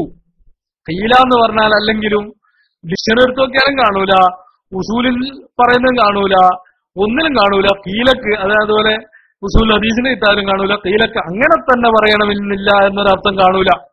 കീല എന്ന് വെച്ചാല് പറയപ്പെട്ടിട്ടുണ്ട് എന്നാണ്. തബരീന്റെ സിയയും കൂടിയാണ് കീല. ഏറ്റെടുക്കുന്നില്ല എന്നുള്ളതും ചെയ്യാം. അതൊക്കെ ഇൻഷാ അല്ലാഹ് പിന്നീട് പറയാം. അപ്പോ കീലക്ക് മൂപ്പർ ഒരു കീലക്ക് അർത്ഥം വെച്ചു. അതൊക്കെ ഇൻഷാ അല്ലാഹ് ഒരുപാട് ഇങ്ങനെ ഈ വിഷയം ഞാൻ തുടങ്ങണ്ടെന്ന് വിചാരിച്ചാണ്. തുടങ്ങിയാൽ ഒരുപാട് പറയാനുണ്ട് ഓരോ വിഷയത്തിലും. അതുകൊണ്ട് ഞാൻ ഇപ്പം നിർത്തും. അപ്പോ കീല എന്ന് പറഞ്ഞാല് അർത്ഥം എന്താണ്? പറയപ്പെട്ടു എന്നാണ്, പറയപ്പെട്ടിട്ടുണ്ട്. അപ്പോ ഇവിടെ എന്തായി? നമ്മുടെ ഈ അപ്പോ മൂപ്പർ പറഞ്ഞു അങ്ങനെ 100 കൊണ്ടാണെന്ന് തന്നെ പറയണമെന്നില്ല, ഇങ്ങനെയും പറയാം, അങ്ങനെ പറയാൻ പറ്റൂല. പറയുന്നതാണെങ്കിൽ 100 കൊണ്ടാണ് എന്ന് ഹദീസിൽ നെസ്സ. അതുകൊണ്ടാണ് ഈ ഷാഫി മദ്ഹബിലെ ഒരു പണ്ഡിതനാണ് ഖലീലി, ഇമാം ഖലീലി റഹ്മത്തുള്ളാഹി അലൈഹി തങ്ങളോട് അവിടുത്തെ ഫതാവൽ ഖലീലിൽ കാണാം ഒരു ചോദ്യം. നബി തങ്ങൾക്ക് നിഴലില്ല എന്ന് പറയുന്നുണ്ടല്ലോ, അങ്ങനെ ഉണ്ടോ? നേല് നടക്കുമ്പോൾ അങ്ങനെയാണ് ചോദ്യത്തിലുള്ളത്. അങ്ങനെയാണ് ഞാൻ ഓർക്കുന്നത്. അങ്ങനെ നേലുണ്ടാവുമോ? ആ മമാ സിറു താരിഖായിട്ട് സിറു എന്താണെന്ന് ചോദിച്ചു. അപ്പൊ ഖലീലി ഇമാം റളിയല്ലാഹു അൻഹു മറുപടി പറഞ്ഞു, നബി തങ്ങൾക്ക് നടക്കുമ്പോൾ ഒന്നുമല്ല, ഒരു നിലക്കും ആസുലൻ നേലിന്റെ പരിപാടി തന്നെയില്ല. ആ കാരണം എന്താ? നബി തങ്ങൾ നൂറൻ സിർഫൻ, തനിച്ച നൂറാണ്, അതാണ് അതിന്റെ സിറ്. എന്നിട്ട് അവിടെ പറഞ്ഞു അത് നെസ്സായി വന്നതാണ്. എന്താണ് അവിടെ കമാനസ് നെസ്സ? അവിടെ നെസ്സുള്ളതുപോലെ എന്ന് പറഞ്ഞ അർത്ഥം അത് ഹദീസ് കൊണ്ട് സ്ഥിരപ്പെട്ടിട്ടുണ്ട്. എന്നിട്ട് ഈ പേരോട് ലാസ്റ്റ് ധരിച്ചൊരു സംഭവമാണ് ഈ മഹല്ലി ഇമാമിന്റെ ഒരു കിതാബ്. മഹല്ലി ഇമാമിന്റെ കിതാബ് ഉദ്ധരിക്കുമ്പോ പേരോട് ഒരു സാങ്കല്പിക കഥാപാത്രത്തൊക്കെ ഉണ്ടാക്കി. എന്നിട്ട് പറയാണ് ഒരു സദർ മുഅല്ലിമിനൊക്കെ സൃഷ്ടിച്ച്, അല്ലാഹുവിന് അങ്ങനെ ഒരു സംഭവം ഉണ്ടോ, കഥാപാത്രം ഉണ്ടോ എന്ന് അറിയില്ല. എന്നിട്ട് ആ സദർ മുഅല്ലിമിന് ഈ കിതാബ് കണ്ടിട്ടുണ്ടോ എന്നൊക്കെ പറഞ്ഞു കിതാബിന്റെ പേരൊന്നും പറയാതെ ഒരു ബൈത്തങ്ങ് ചൊല്ലി. വലിയ കിതാബിന്റെ പേര് കൻസുദ് ദഖായിർ, മഹല്ലി ഇമാം എഴുതിയത്. മഹല്ലി ഇമാമ് കൻസുദ് ദഖായിർ എന്നുള്ളത് സുബ്കി ഇമാമിന്റെ തായിയ എന്നുള്ള ബൈത്തിന്റെ ശറഹ്. അതിനെപ്പറ്റി ആ തായിയന്റെ ശറഹിനെ പറ്റിയും പഠിക്കാറുണ്ട്. അതൊക്കെ ആ ശറഹിനെ പറ്റി തന്നെ കിതാബുകളിൽ കാണാം. ആ ശറഹ് അങ്ങനെ ഒരു തഹ്കീക്കായിട്ട് ഓരോ ബൈത്തുകളും നളുവുകളും വിശദീകരിച്ചുകൊണ്ട് അതിന്റെ ഓരോ അർത്ഥവ്യാപ്തികൾ വിശദീകരിക്കുന്ന രൂപത്തിൽ ഉള്ളൊരു ശറഹല്ല എന്ന് ഒക്കെ ഉണ്ട്. അതൊക്കെ അതിനെപ്പറ്റിയും പഠിക്കണം. നിങ്ങൾ വിചാരിക്കും ഇതൊന്നും ആരും കാണൂല. അൽഹംദുലില്ലാ റബ്ബിനെ തൗഫീഖുണ്ട്. ആ തായിയുടെ മഹല്ലി ഇമാമിന്റെ ശറഹ് എന്റെ കയ്യിലുണ്ട്. തായിക്ക് വേറെ ഇമാമിങ്ങൾ എഴുതിയ ശറഹുണ്ട്, ഫതാവൽ ഖലീലി ഉണ്ട്. അതുപോലെ അതിനെപ്പറ്റി പറയുന്ന ഈ തായിയ എന്നുള്ള ശറഹിനെ പരാമർശിക്കുന്ന അതിന്റെ ശൈലിയെ പറ്റി പറയുന്ന കിതാബും എന്റെ കയ്യിലുണ്ട്. അൽഹംദുലില്ലാ. അതുകൊണ്ട് ഇതൊക്കെ ഇപ്പൊ ഈ കാലത്ത് അങ്ങനെ ഏതെങ്കിലും ഒരു കിതാബ് ഒന്നും ധരിച്ച് തടിയെടുക്കാൻ കഴിയില്ല. അപ്പൊ ഞാൻ പറഞ്ഞത് മൂപ്പറുടെ അർത്ഥം എന്താണ്? അപ്പൊ ഞാൻ പറഞ്ഞിരുന്നു റഹ്മത്തുള്ളാഹി തങ്ങൾ പറയാണ് അവിടെ എന്താണ് ഈ സംഭവം അഥവാ നിഴലില്ല എന്നതിന്റെ സിറ് 100 എന്നാണ്. കാരണം അത് നെസ്സാണ്. എന്നിട്ട് ഇമാം ഖലീലി റഹ്മത്തുള്ളാഹി തങ്ങള് ആ ചോദ്യത്തിന്റെ ജവാബിൽ തന്നെ വേറൊരു ഔഹാമ് ഒരു അബദ്ധധാരണയെ തിരുത്താൻ ഒരു ചർച്ച കൊണ്ടുവന്നപ്പോ അതിൽ ഈ ബൈത്തും ഇത് ഈ ഷറഹും ഒക്കെ ഉദ്ധരിക്കുന്നുണ്ട്. അപ്പൊ ആ ഷറഹ് ഒരിക്കലും നിഴലില്ല, അതിന്റെ സിറ് 100 എന്നുള്ളതിന് എതിരല്ല എന്ന് ഇമാം ഖലീലി റഹ്മത്തുള്ളാഹി തങ്ങൾ മനസ്സിലാക്കിയിട്ടുണ്ട്. ഞാൻ അതിന്റെ കീലയെ പറ്റിയൊക്കെ ഒരുപാട് പറയാനുണ്ട്. അതുകൊണ്ട് ഞാൻ നിർത്തുകയാണ്. അപ്പൊ ഞാൻ പറഞ്ഞത് 3 വിഷയങ്ങളാണ് ഞാനിപ്പോ പറഞ്ഞത്. ഒന്ന്, ഈ ഒരു മുടിയായിട്ട് ബന്ധപ്പെട്ട ചർച്ച വന്നപ്പോ 100,000 വിഷയങ്ങൾ വേറെ പറയാനുണ്ട്. ഞാനിപ്പോ പറഞ്ഞൊന്ന് രക്തം ചുരുക്കം പറയാണ്. ഒരു മുടിയായിട്ട് ബന്ധപ്പെട്ട വിഷയം വന്നപ്പോ പേരോട് അതിനെ രക്ഷിക്കാൻ വേണ്ടി ആദ്യം ചെയ്ത പ്രവർത്തനം നുബുവത്തിന്റെ അടിത്തറ പൊളിക്കുന്നത്. പിന്നെ ഞാനത് കുറ്റ്യാടിന്ന് പ്രസംഗം പറഞ്ഞിരുന്നു, അതിപ്പോ അയാളോട് നിങ്ങൾ പറഞ്ഞ അയാൾക്ക് തിരിയൂല കേട്ടോ. അതുകൊണ്ട് അയാൾ നുബുവത്തിന്റെ അടിത്തറ പൊളിച്ചു എന്നോ കാഫിറാണെന്നും പറയണ്ട. അതിന് അത്ര അങ്ങനത്തെ അതൊന്നും തിരിയുന്ന കോലത്തിലൊന്നല്ലോ. അതുകൊണ്ട് പൊട്ടത്തരായിട്ട് കണക്കാക്കിയാൽ മതി. പക്ഷെ അത് ഒരുപാട് സാധാരണക്കാര് ഏറ്റുപിടിച്ചിട്ടുണ്ട്. എന്നിട്ട് എന്നോട് ഒരാള് പറഞ്ഞു, പേരോട് അന്നേരം തന്നെ പറഞ്ഞു അതിന് വേറെ വ്യാഖ്യാനമുണ്ട്. അപ്പൊ ഞാൻ ചോദിച്ചു, പിന്നെ പരീക്ഷിക്കാൻ പറ്റുമോ എന്ന് ചോദിച്ചല്ലോ. അതിപ്പോ പരീക്ഷിക്കാൻ പറ്റുമോ? അപ്പോ പേരോട് പറഞ്ഞതിന്റെ അർത്ഥം ഖുർആൻ കരിയുമെന്ന്, ഖുർആൻ തോലിലെഴുതി തീയിലിട്ടാ കരിയുമെന്ന് മുത്തുനബി പറഞ്ഞിട്ടില്ല, അതിപ്പോ പരിശോധിക്കാൻ പറ്റുമെന്നാണോ എന്ന് ചോദിച്ചു. അപ്പൊ അയാൾ ഇവിടെ ആ സംഭവം പറഞ്ഞിട്ട് ഖുർആൻ തോലിലെഴുതി തീയിലിട്ടാ കത്തൂല എന്ന് മുത്തുനബി പറഞ്ഞിട്ടുണ്ട്, ഹദീസിലുണ്ട്, അതിപ്പോ പരിശോധിക്കാൻ പറ്റുമോ പരീക്ഷിക്കാൻ പറ്റുമോ എന്ന് പറയണമെങ്കിൽ തന്നെ അതിനാ അർത്ഥം വരണ്ടേ. അപ്പൊ ചിലപ്പോ അയാൾക്ക് അതൊന്നും മനസ്സിലായിട്ടുണ്ടാവില്ല. ബുദ്ധിയുള്ള ആൾക്കാരോടാണ് ഞാൻ പറയുന്നത്, ബുദ്ധിയുള്ള ആൾക്കാർക്ക് മനസ്സിലാവുന്ന കാര്യമാണ് ഞാൻ പറഞ്ഞത്. അപ്പോ ഒന്നത് നുബുവത്തിന്റെ അടിത്തറയെ പൊളിച്ചു. ഇപ്പോ അയാൾ ഇങ്ങനെ വേറെയും പ്രസംഗങ്ങൾ പറഞ്ഞു ഇങ്ങനെ നടക്കുന്നുണ്ട്. ഇപ്പോഴും ഒരു സ്ഥലത്ത് പ്രസംഗിക്കുകയാണ്, തൂവക്കുന്നോ മറ്റോ പ്രസംഗിക്കുകയാണ്. അപ്പോ അതേ സ്ഥാനത്ത് ഓരോ അനുയായികളും ഇതിങ്ങനെ പറഞ്ഞു. രണ്ടാമത്തെ വിഷയം അദ്ദേഹത്തിന് സുന്നത്ത് ജമാഅത്ത് എന്ന് പറഞ്ഞിട്ട് സുന്നത്ത് ജമാഅത്തിന്റെ അടിത്തറയാണ് ഹദീസ്, ഖുർആൻ ഹദീസ് ഉണ്ടായി. ഇമാമിങ്ങളല്ലാത്തവർ ഇമാമിങ്ങൾ പറഞ്ഞ നിയമത്തിനെതിരെ ഒരു ഇസ്തിദ്ലാല് പറ്റൂല. ഇസ്തിദ്ലാല് എന്നൊക്കെ പറഞ്ഞാൽ അതിനൊക്കെ കുറെ ചേർത്തൊക്കെയുണ്ട്. അപ്പൊ ഇസ്തിദ്ലാലും മാന പറയലും ഇമാമിങ്ങൾ പറഞ്ഞതിന് തഈദായി ഉദ്ധരിക്കലും അതൊക്കെ വ്യത്യാസമുണ്ട്. ഇൻഷാ അല്ലാഹ് നമുക്ക് പിന്നീട് പറയാം. ചിലര് വിചാരിച്ചത് ഇമാമിങ്ങളൊക്കെ പറഞ്ഞ് ഇസ്തിഹാദ പറ്റും. അപ്പോ നമ്മള് അതിന് തഈദായിട്ട് അതിന് ഉപോത്ബലകമായിട്ട് ഒരു ാണ് ഖുർആന് ഹദീസിൽ നിന്ന് ഒരു പുതു കണ്ടെത്തുകയാണ് എന്ന് മാത്രമല്ല. ഇവിടെ ഇസ്തിദാലിന്റെ രസം എന്താണെന്ന് വെച്ചാല് ഇമാമിങ്ങളോ ലോകത്തുള്ള ഇമാമിങ്ങൾ മൊത്തം പറഞ്ഞതിനെതിരായിട്ട് ഒരു നിയമം കണ്ടെത്തുകയാണ്. അപ്പൊ അതുകൊണ്ട് സുന്നത്ത് ജമാഅത്തിന്റെ അടിത്തറയും മൂപ്പർക്ക് മനസ്സിലായില്ല. ഇനി മൂന്നാമത്തെ വിഷയം, സാധാരണ ഉള്ള ഒരു സാധാരണ ഒരു മൊയ്ലിയാർക്ക് വേണ്ട ഒരു പ്രാഥമിക പരിജ്ഞാനമാണ് ഈ മഫ്ഹൂം മുഖാലഫയായിട്ട് ബന്ധപ്പെട്ട വിഷയം. അതും അദ്ദേഹത്തിന് മനസ്സിലായിട്ടില്ല. ഇനി ദീർഘിപ്പിക്കുന്നില്ല, എനിക്ക് ഒരു ബസറൊക്കെ വന്നിട്ടുണ്ട്, ബസ്. അപ്പോ സമയം ദീർഘിച്ചു പോയി എന്നാണ് ഞാൻ മനസ്സിലാക്കുന്നത്. സോറി, ഞാനത് വിഷയം ക്ലാസ്സിൽ ഇടപെടേണ്ട, ഇന്ന് എനിക്ക് കുറച്ച് വേറെ പരിപാടി ഉണ്ടായിരുന്നു. അപ്പോ ഇടപെടണ്ടെന്നൊക്കെ കരുതിയിട്ടുണ്ട്.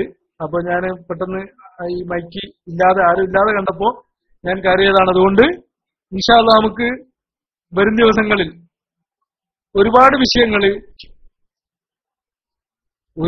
എന്ന് വെച്ചാൽ ഈ സുന്നത്ത് ജമാഅത്ത് തന്നെ ഇത്രയും കോംപ്ലിക്കേറ്റഡ് ആക്കിയാൻ കാരണം പേരോടിന്റെ കുറെ സത്യം പറയുന്ന കൂട്ടത്തിൽ കുറെ അസത്യങ്ങളും കൂട്ടിക്കലർത്തി എന്നതാണ്. സുന്നത്ത് ജമാഅത്ത് ഇന്ന് അത് മറ്റാരോ ആയിരിക്കും, എനിക്ക് PM ലാണ് ബസ് വന്നത്. അപ്പോ സുന്നത്ത് ജമാഅത്തിന്റെ ആ ഒരു വിഷയം ഉണ്ടല്ലോ, ഒരുപാട് വിഷയങ്ങളിൽ അദ്ദേഹം വെറുതെ ചില കളവുകൾ കൂട്ടിച്ചേർത്തതിന്റെ പേരിൽ ഇപ്പോഴും പലരും മുജാഹിദുകള് അതുപോലെ ജമാഅത്ത് ഇസ്ലാമിക്കാരൊക്കെ സുന്നി കുട്ടികളെ നമ്മളെ പ്രവർത്തകന്മാരെ ബുദ്ധിമുട്ടിക്കുന്നുണ്ട്. സത്യത്തിൽ അയാൾ പറഞ്ഞതല്ല സത്യം.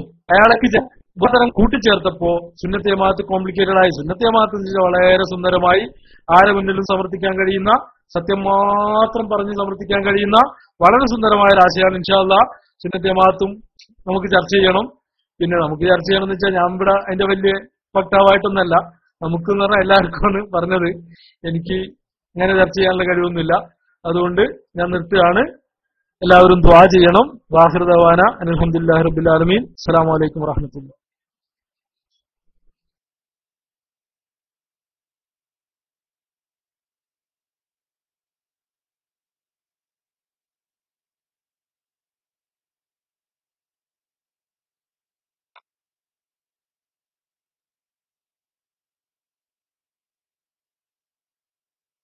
അസ്സലാമു അലൈക്കും വറഹ്മത്തുള്ളാഹി വബറകാതുഹു. ശബ്ദം കേൾക്കാമോ? അൽഹംദുലില്ലാഹി റബ്ബിൽ ആലമീൻ സ്വലാത്തു വസ്സലാമു അലാ അഷ്റഫിൽ മുർസലീൻ. എന്റെ സൗണ്ട് കേൾക്കുന്നുണ്ടോ? ഹലോ, ഞാൻ മൈക്കില്ലേ? ഹലോ, കേൾക്കുന്നുണ്ടല്ലേ? ഓക്കെ, അപ്പൊ മൈക്കാണ് എന്തോ കേടുണ്ടെന്ന് തോന്നുന്നു. കേട്ടു. അൽഹംദുലില്ലാ, നല്ല ഒരു ക്ലാസ്. നമ്മുടെ സുന്നത്ത് ജമാഅത്തിനെ കുറിച്ച് തന്നെയാണ് ഈ പറഞ്ഞതെല്ലാം എന്നുള്ളത് ഞങ്ങൾക്ക് മനസ്സിലായിട്ടുണ്ട്. ഈ പറഞ്ഞതും കാര്യങ്ങളൊക്കെ സുന്നത്ത് ജമാഅത്തിനെ കുറിച്ച് തന്നെയാണ്. ഇനിയിപ്പോ ഇത് സുന്നത്ത് ജമാഅത്ത് അല്ലാന്ന് ആരെങ്കിലും വിചാരിച്ചിട്ടുണ്ടെങ്കിൽ അവരും ഒന്ന് മാറ്റി ചിന്തിക്കാൻ. വളരെ കൃത്യമായിട്ട് നേരെ ഇവിടെ പറഞ്ഞതുപോലെ ആർക്കെങ്കിലും ഇനി ഇതിൽ വല്ല ഡൗട്ടോ കാര്യങ്ങളോ ഉണ്ടെങ്കിൽ കടന്നു വരികയും ചെയ്യാം. തുടക്കത്തിൽ അൻസാർ മാഷ് വളരെ കൃത്യമായിട്ട് പറഞ്ഞു. ചില പ്രഭാഷണങ്ങളും ചില സംഗതികളൊക്കെ കേട്ട് അവരുടെ ആ വേഷവിധാനവും പ്രഭാഷണങ്ങളൊക്കെ കേട്ട് അതിൽ പെട്ടുപോയി. അങ്ങനെയുള്ള ഒരുപാട് ആളുകൾക്ക് ഇപ്പോഴും സംശയങ്ങളുണ്ടാവും. അതിന്റെ ഉള്ളിലെ കഥകൾ വരെ. അതെ, അത് ശരി. അല്ലെന്തുസാദ് ഉണ്ടല്ലോ, മൈക്കിലേക്ക് വരി, നിങ്ങൾ മൈക്കിലേക്ക് വരണമെന്ന് വീണ്ടുമായി അഭ്യർത്ഥിക്കുകയാണ്. പിന്നെ ആർക്ക് വേണമെങ്കിലും മൈക്കിലേക്ക് വരാം. ഇപ്പോ കുറച്ചു നേരവും കൂടിയൊക്കെ സർമാശ് ഉണ്ടാവും. ഇൻഷാ അല്ലാഹ് ചോദ്യകർത്താക്കൾക്ക് മൈക്കിൽ വന്നിട്ട് കാര്യങ്ങൾ ചോദിച്ച് മനസ്സിലാക്കാം. അദ്ദേഹം അതിന് ഒരു 10 മിനിറ്റ് കൂടി പറഞ്ഞിട്ടുണ്ടല്ലോ, ആ 10 മിനിറ്റിന് മറുപടി നൽകും. പിന്നെ നാട്ടിൽ നിന്നാണ്, അതുകൊണ്ട് അത് നമ്മൾ മനസ്സിലാക്കുകയും വേണം. ഇപ്പോൾ 11 മണി നാട്ടിൽ, അതും കൂടി മനസ്സിലാക്കണം. നാളെ വെള്ളിയാഴ്ചയാണ്. കാര്യങ്ങളൊക്കെ അറിഞ്ഞിട്ട് 10 മിനിറ്റ് ചോദ്യത്തിന് കൊടുത്തുവിടാൻ. സർമാഷ് ലൈനിലുണ്ടല്ലോ, കൊടുക്കാലല്ലേ? ഒരു 10 മിനിറ്റ് ചോദ്യകർത്താക്കൾക്ക് കൊടുക്കാലല്ലേ? അൻസാർ മാഷ് കേൾക്കുന്നുണ്ടോ? ഒറ്റയുണ്ട് ട്രൂ പാട്ട്. കാരണം ഉസ്താദ് ഓക്കെ, അപ്പോൾ അനുമതി തന്നിട്ടുണ്ട്. ഇൻഷാ അല്ലാഹ് 10 മിനിറ്റ്. ഇപ്പോൾ UAE ടൈം 9:35 45 മിനിറ്റ് വരെ അതിനുള്ള ഒരു അവസരമുണ്ട്. ആർക്ക് വേണമെങ്കിലും മൈക്കിലേക്ക് വരാം. ഇൻഷാ അല്ലാഹ്. അസ്സലാമു അലൈക്കും വറഹ്മത്തുള്ളാഹി വബറകാതുഹു. ട്രൂ പാട്ടിന് വേണ്ടി.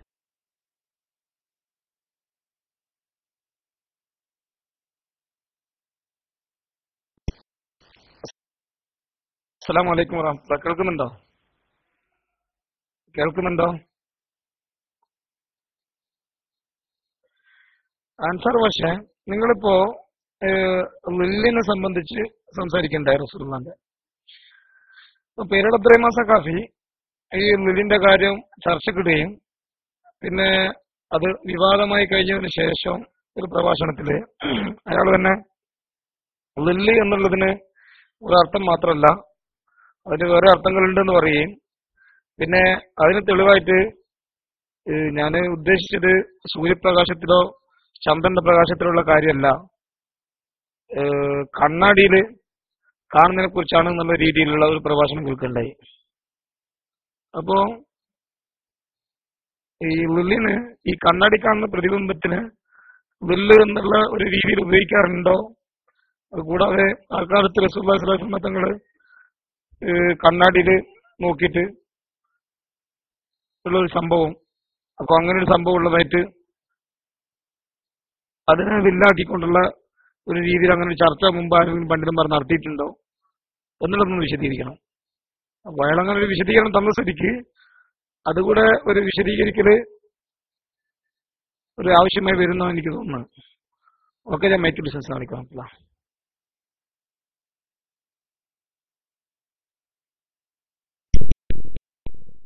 വലൈക്കും അസ്സലാം വറഹ്മത്തുള്ളാഹി. ഞാൻ പറഞ്ഞല്ലോ, സുന്നത്ത് ജമാഅത്തിന്റെ അടിത്തറ മൂപ്പറ് തകർത്തു. അതിലെ രണ്ടാമത്തെ വിഷയം, അയാൾ അതിൽ പെടുമ്പോ വീണ്ടും അയാൾ പറഞ്ഞത് ദുനിയാവിൽ ഒരു ഇമാമും പറയാത്തതാണ്. അതും അയാളെ ഗവേഷണമാണ്. ലോകത്ത് ഏതെങ്കിലും ഒരു ഇമാമ് അയാൾ കണ്ടുപിടിച്ചത് എന്താന്ന് വെച്ചാൽ, നിങ്ങൾ പൂർണ്ണമായും ശ്രദ്ധിച്ചോന്ന് അറിയാലോ, അയാൾ കണ്ടുപിടിച്ചത് എന്താന്ന് വെച്ചാൽ, ചില ഇമാമിങ്ങൾ പറഞ്ഞു നബിതങ്ങൾക്ക് നിഴല് കാണപ്പെട്ടിട്ടില്ല, വലാ യുറാലഹു ലില്ലുൻ. അപ്പൊ മൂപ്പർ അതിൽ നിന്നൊരു ഗവേഷണം, മൂപ്പർ ഫുള്ള് ഗവേഷണമാണ്, മൂപ്പർ അതിൽ നിന്ന് ഗവേഷണം കാണപ്പെട്ടിട്ടില്ല എന്നേ പറഞ്ഞിട്ടുള്ളൂ, ഇല്ല എന്ന് പറഞ്ഞിട്ടില്ല. ഒരുപാട് ഇമാമിങ്ങള് എന്ന് മാത്രമല്ല ഹദീസിൽ തന്നെ നേരെ ലഫ്സ് ഒരിക്കലും ഇല്ല എന്നാ, കാണപ്പെട്ടിട്ടില്ല എന്നല്ല. പിന്നെ യുറാലഹു വലാ യുറാലഹു വില്ലുൻ, ഞാൻ കണ്ണാടിയിലേക്ക് വരാം, ഇതൊന്നും പറയേണ്ടില്ല. വലാ യുറാലഹു വില്ലുൻ എന്ന് പറഞ്ഞാല് ലില്ലി എന്ന് പറഞ്ഞ നിഴല് എന്ന് പറഞ്ഞതിന് അതിന് കാണുക എന്നുള്ള, കാണപ്പെടുക എന്നുള്ള ഒരു നിലനിൽപ്പ് മാത്രമേ ഉള്ളൂ.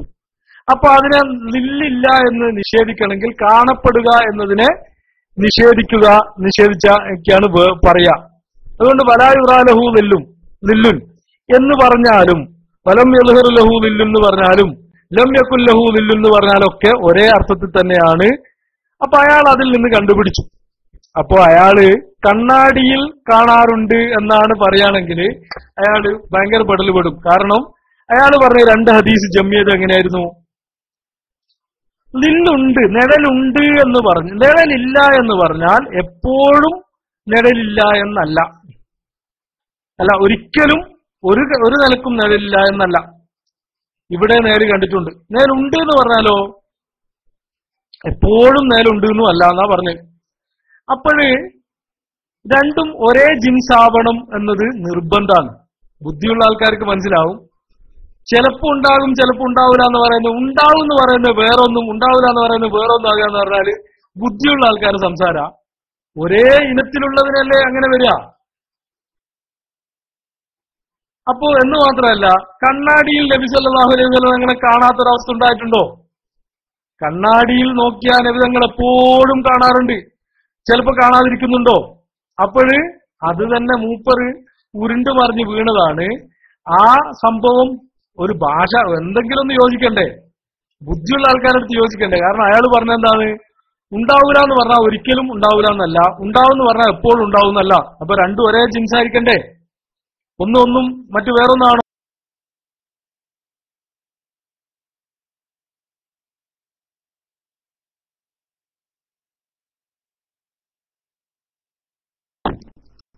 അസ്സലാമു അലൈക്കും വറഹ്മത്തുള്ളാഹി. അൻസാർ മാഷിന്റെ കത്ത് വന്നിട്ടുണ്ട്. ഇപ്പൊ ഒരു പക്ഷേ സംസാരിച്ചുകൊണ്ടിരിക്കുകയായിരിക്കും. അൻസാർ മാഷ് കേൾക്കുന്നുണ്ടോ? മാഷ് കേൾക്കുന്നുണ്ടോ പറയുന്നത്? ആ ഒരു വിശദീകരണം നമുക്ക് ഏതൊരു സാധാരണക്കാരനും മനസ്സിലാകുന്ന വിശദീകരണമാണ് അവസാനം നമുക്ക് കിട്ടിയ ഒരു വിശദീകരണം. കാരണം എപ്പോഴും ഉണ്ടാവുന്ന പറഞ്ഞാൽ എപ്പോഴും ഉണ്ട് എന്നല്ല, എപ്പോഴും ഉണ്ടാവില്ല എന്ന് പറഞ്ഞാൽ എപ്പോഴും ഉണ്ടാവില്ല എന്നല്ല. ആരെങ്കിലും ഒന്ന് അൻസാർ മാഷ ബോൺസ് ചെയ്ത് അൺബോൺസ് ചെയ്യണം. അദ്ദേഹം ഒരു പക്ഷേ പ്രഭാഷണം നടത്തിക്കൊണ്ടിരിക്കും. ഇതില് നമുക്ക് സംശയം, അതെ ഒന്ന് അൺബോൺസ് ചെയ്താളെ അദ്ദേഹത്തിന് ഇൻഷാ അല്ലാഹ്. അപ്പൊ വളരെ കൃത്യമായിട്ട് നമുക്ക് അതിൽ മനസ്സിലാകുന്നുണ്ട്. അപ്പൊ കണ്ണാടിയിൽ എന്ന് പറയുന്നത് സംഭവമല്ലല്ലോ, എപ്പോ നോക്കിയാലും കാണും, നോക്കിയിട്ടില്ല കാണില്ല. അപ്പൊ കണ്ണാടി ഇതും തമ്മിൽ ഒരിക്കലും യോജിക്കൂല. ആദ്യത്തെ വാക്ക് കണ്ണാടി നേരെ വിപരീതമാണ്. ഒരിക്കലും അത് നേല് എന്ന രൂപത്തിൽ വരൂല കണ്ണാടി എന്നുള്ളത് അദ്ദേഹത്തിന് ആദ്യത്തെ പ്രഭാഷണം തന്നെ അദ്ദേഹത്തിന് എതിരാണ്. വീണ്ടും ഒരുപാട് അദ്ദേഹം പ്രഭാഷണം നടത്തിയിട്ടുണ്ട് അതിന്റെ ശേഷം, പിന്നെ എവിടെയൊക്കെ എത്തിയിട്ടുണ്ട്.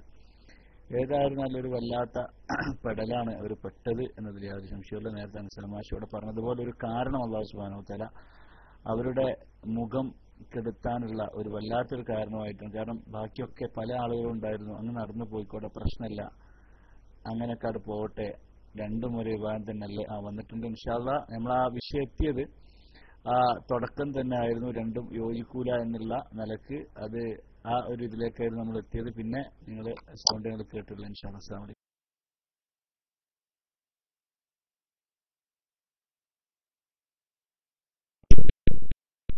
അപ്പൊ ഞാൻ പറഞ്ഞു വന്നത്, ഈ കണ്ണാടി എന്നത് ദുനിയാവിലെ ആരും കണ്ണാടിയിൽ കാണുന്നത് ലില്ലാണെന്നോ, അല്ലെങ്കിൽ കണ്ണാടിയിൽ ലില്ല് ഉണ്ടാവുന്നത് കൊണ്ടാണ്, അല്ലെങ്കിൽ കണ്ണാടി കാണുന്നത് കൊണ്ടാണ് ഈ ഫലം യുറാലഹു ലില്ലെന്ന് മാത്രം പറഞ്ഞെന്നോ ലോകത്തൊരു ഇമാമും പറഞ്ഞിട്ടില്ല. ഇമാമിങ്ങളൊക്കെ ഈ കണ്ണാടിന്റെ വിഷയമൊക്കെ അറിയുന്ന ഇമാമിങ്ങൾ തന്നെയാണ് പറഞ്ഞത് നബിതങ്ങൾക്ക് ഒരിക്കലും നേലുണ്ടായിട്ടില്ല. കണ്ണാടി കാണുന്നതിന് മനുഷ്യന്മാരാരും നമ്മള് നിഴല് കാണാൻ കണ്ണാടി നോക്കാറില്ല. നിഴല് എന്ന് പറഞ്ഞാൽ വേറൊന്നാണ്, ഇമേജ് എന്ന് പറഞ്ഞാൽ വേറൊന്നാണ്. അതുകൊണ്ട് അത് അയാൾ ഉരുളുന്ന കൂട്ടത്തിലൊന്ന് ഉരുണ്ടതാണ്. സത്യത്തിൽ അത് ആദ്യത്തെ പ്രസംഗവും ഇതും കൂടി വെച്ച് നോക്കുമ്പോ അയാൾ പറഞ്ഞത് ഉണ്ടാവൂല എന്ന് പറഞ്ഞാൽ ഒരിക്കലും ഉണ്ടാവൂല എന്നല്ല, ഉണ്ടാവുമെന്ന് പറഞ്ഞാൽ എപ്പോഴും ഉണ്ടാവുന്നല്ല എന്ന് പറഞ്ഞാൽ തന്നെ രണ്ടും ഒരേ സാധനമായിരിക്കണം.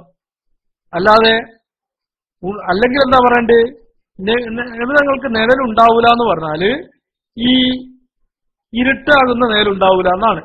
ഉണ്ടാവും എന്ന് പറഞ്ഞാൽ കണ്ണാടിയിൽ ഉണ്ടാവുന്നതാണ് പറയേണ്ടത്. അല്ലാതെ നിഷേധവും ആ സ്ഥിരപ്പെടുത്തലും യോജിക്കൂല. അതൊന്നും എന്ന് മാത്രമല്ല, കണ്ണാടിയിൽ നേര് കാണുക എന്നുള്ളൊരു ചർച്ച തന്നെ ഈ ഇമാമിങ്ങളാരും പറഞ്ഞിട്ടില്ല. ഇമാമിങ്ങള് പറയാത്തത് പറഞ്ഞു വീണ്ടും സുന്നത്ത് ജമാഅത്തിന്റെ വൃത്തത്തിൽ നിന്ന് പുറത്തു പോവുകയാണ് ആ വിശദീകരണം കൊണ്ടും അയാൾക്ക് സംഭവിച്ചത്. ഇമാമിങ്ങൾ പറയാത്ത നമുക്ക് പറയാൻ കഴിയില്ലല്ലോ, നമ്മൾ ഗവേഷണം നടത്താൻ പറ്റൂലല്ലോ. അങ്ങനെയാണെങ്കിൽ പിന്നെ എന്തൊക്കെ പറയാ? എനിക്ക് തോന്നുന്നൊക്കെ ഞാൻ പറയാ, നിങ്ങൾക്ക് തോന്നുന്നല്ല നിങ്ങൾ പറയാ, പേരോട് തോന്നുന്നൊക്കെ പേരോട് പറയാ. അങ്ങനെ പറയുന്നതിന്റെ പേരല്ലേ ബിദഅത്ത്, വഹാബിസം എന്നൊക്കെ പറയുന്നത്.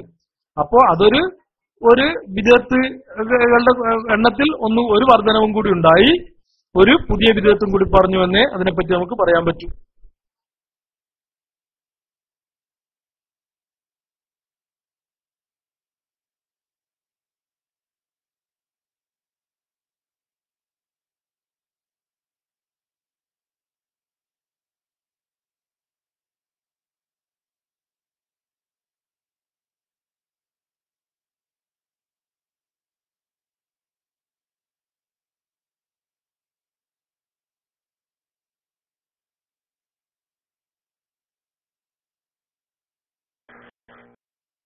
അസ്സലാമു അലൈക്കും വറഹ്മത്തുള്ളാഹി വബറകാതുഹു. എന്റെ ശബ്ദം കേൾക്കുന്നുണ്ടോ സഹോദരന്മാരെ? ബഹുമാനപ്പെട്ട അൻസാർ മാസ്റ്ററുടെ മൈക്ക് ഇടക്കിടക്ക് പോകുന്നുണ്ട്, നല്ല കട്ടും ഉണ്ടായിരുന്നു. അപ്പോ നാട്ടിൽ നിന്നായത് ഉണ്ടാവാം. എന്തായാലും അൻസാർ മാസ്റ്ററുടെ ഒരു ചോദ്യം, ആദ്യമേ ഈ വ്യാജമുടിക്ക് അനുകൂലമായി നിങ്ങൾ ഒരുപാട് പ്രവർത്തിക്കുകയും ഒക്കെ ചെയ്തു. പിന്നീട് എന്ത് കാരണം കൊണ്ടാണ്, അതായത് ഏത് വിഷയത്തിലാണ് അത് വ്യാജമാണ് ഉണ്ടായ കാരണം? അൻസാർ മാഷ് കേട്ടിട്ടുണ്ടാവും എന്ന് കരുതുന്നു. അൻസാർ മാഷ് കേൾക്കുന്നുണ്ടോ? ബഹുമാനപ്പെട്ട അൻസാർ മാഷ് കേൾക്കുന്നുണ്ടോ? Okay, mic please.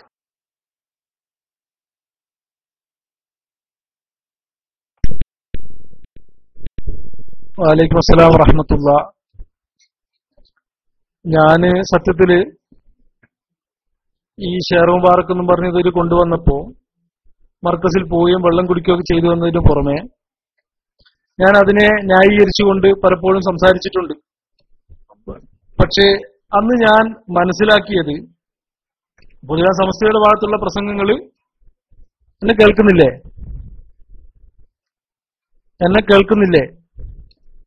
അപ്പോ സമസ്തയുടെ ഭാഗത്തുള്ള അതിന്റെ വിശദീകരണങ്ങളൊന്നും ഞാൻ കൂടുതൽ കേട്ടിരുന്നില്ല. അപ്പൊ ഞാന് മനസ്സിലാക്കിയത്, ഈ മുടി എല്ലാ തെളിവുകളും ഉള്ളതാണെന്നാണ്. കാരണം പേരോട് അബ്ദുറഹ്മാൻ സഖാഫി കുറ്റ്യാടിയിൽ നിന്നൊക്കെ പ്രസംഗിച്ചപ്പോ അങ്ങനെ തന്നെയാണ് പറഞ്ഞത്.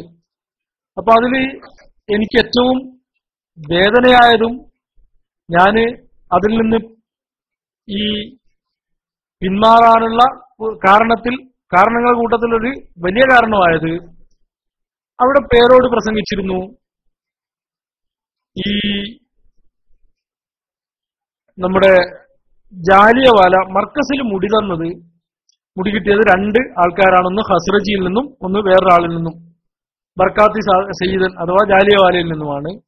ഈ മുഴുവൻ ആളുകളെയും മുസ്ലിം ഉമ്മത്തിന് 100% വിശ്വാസമാണ്, വേറെ ആർക്കെങ്കിലും വിശ്വാസം ഉണ്ടോ എന്ന് ഞാൻ അറിയില്ല എന്ന് പ്രസംഗിച്ചിരുന്നു.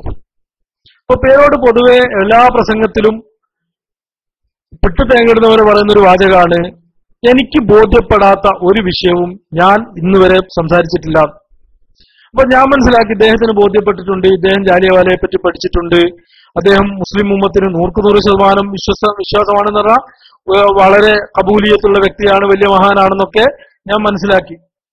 അങ്ങനെ ഞാൻ എന്ത് ചെയ്തു, അത് അടിസ്ഥാനത്തില് ഈ നമ്മുടെ എന്റെ നാട്ടിനടുത്ത് പേരാമ്പ്രക്കടുത്ത് നൊച്ചാട് എന്നുള്ള പ്രദേശത്ത് ഒരു വീട് കേന്ദ്രീകരിച്ച് ഒരു ചെറിയ മുഖാമുഖം സംഘടിപ്പിച്ചിട്ട് അവിടെ ഈ ഞാനത് അഥവാ അതിനുവേണ്ടി മുടിക്ക് വേണ്ടി സംസാരിക്കുകയൊക്കെ ചെയ്തു. അപ്പോഴൊക്കെ എന്റെ മനസ്സിലുള്ളത് ഇതിനെല്ലാം ഉണ്ട്. സനദും വായിച്ചിട്ടുണ്ട്, കോട്ടക്കുന്ന് സനദും വായിച്ചിട്ടുണ്ട്. അതുപോലെ ഏറ്റവും വളരെ പേരോട് പറഞ്ഞാൽ പിന്നെ അതിലപ്പുറം ഇല്ലല്ലോ, പേരോട് അത്രയും വിശദമായി പഠിച്ചിട്ടല്ലേ പറയൂ. അങ്ങനെ 100% വിശ്വാസമാണ് എന്നൊക്കെ പറഞ്ഞ് അതൊക്കെ വിശ്വസിച്ചുകൊണ്ടാണ് ഞാൻ ഇതിനു വേണ്ടി പ്രവർത്തിച്ചത്. പിന്നീട് ജിഷാൻ മാഹിയുടെ വെളിപ്പെടുത്തലുണ്ടായപ്പോ പെട്ടെന്ന് ഞാൻ ഈ സംഭവങ്ങളൊന്നും അറിഞ്ഞില്ല. എന്റെ ഒരു സുഹൃത്തിനെയും കൂട്ടിയാണ്, സുഹൃത്താണ് എന്നെ കൂട്ടിക്കൊണ്ടുപോയത്. അദ്ദേഹം ഞാനും ജിഷാന്റെ വീട്ടിൽ പോയി. അങ്ങനെ ജിഷാന്റെ വീട്ടിൽ പോയപ്പോ ജിഷാൻ എന്ത് പറഞ്ഞു, ഈ വിഷയങ്ങളൊക്കെ പറഞ്ഞപ്പോ ഞാൻ ആകെ അപ്സെറ്റ് ആയിപ്പോയി. അങ്ങനെ അതിനുശേഷം ഞാൻ എന്ത് ചെയ്തു, രണ്ടാമതൊരു പഠനം തുടങ്ങി.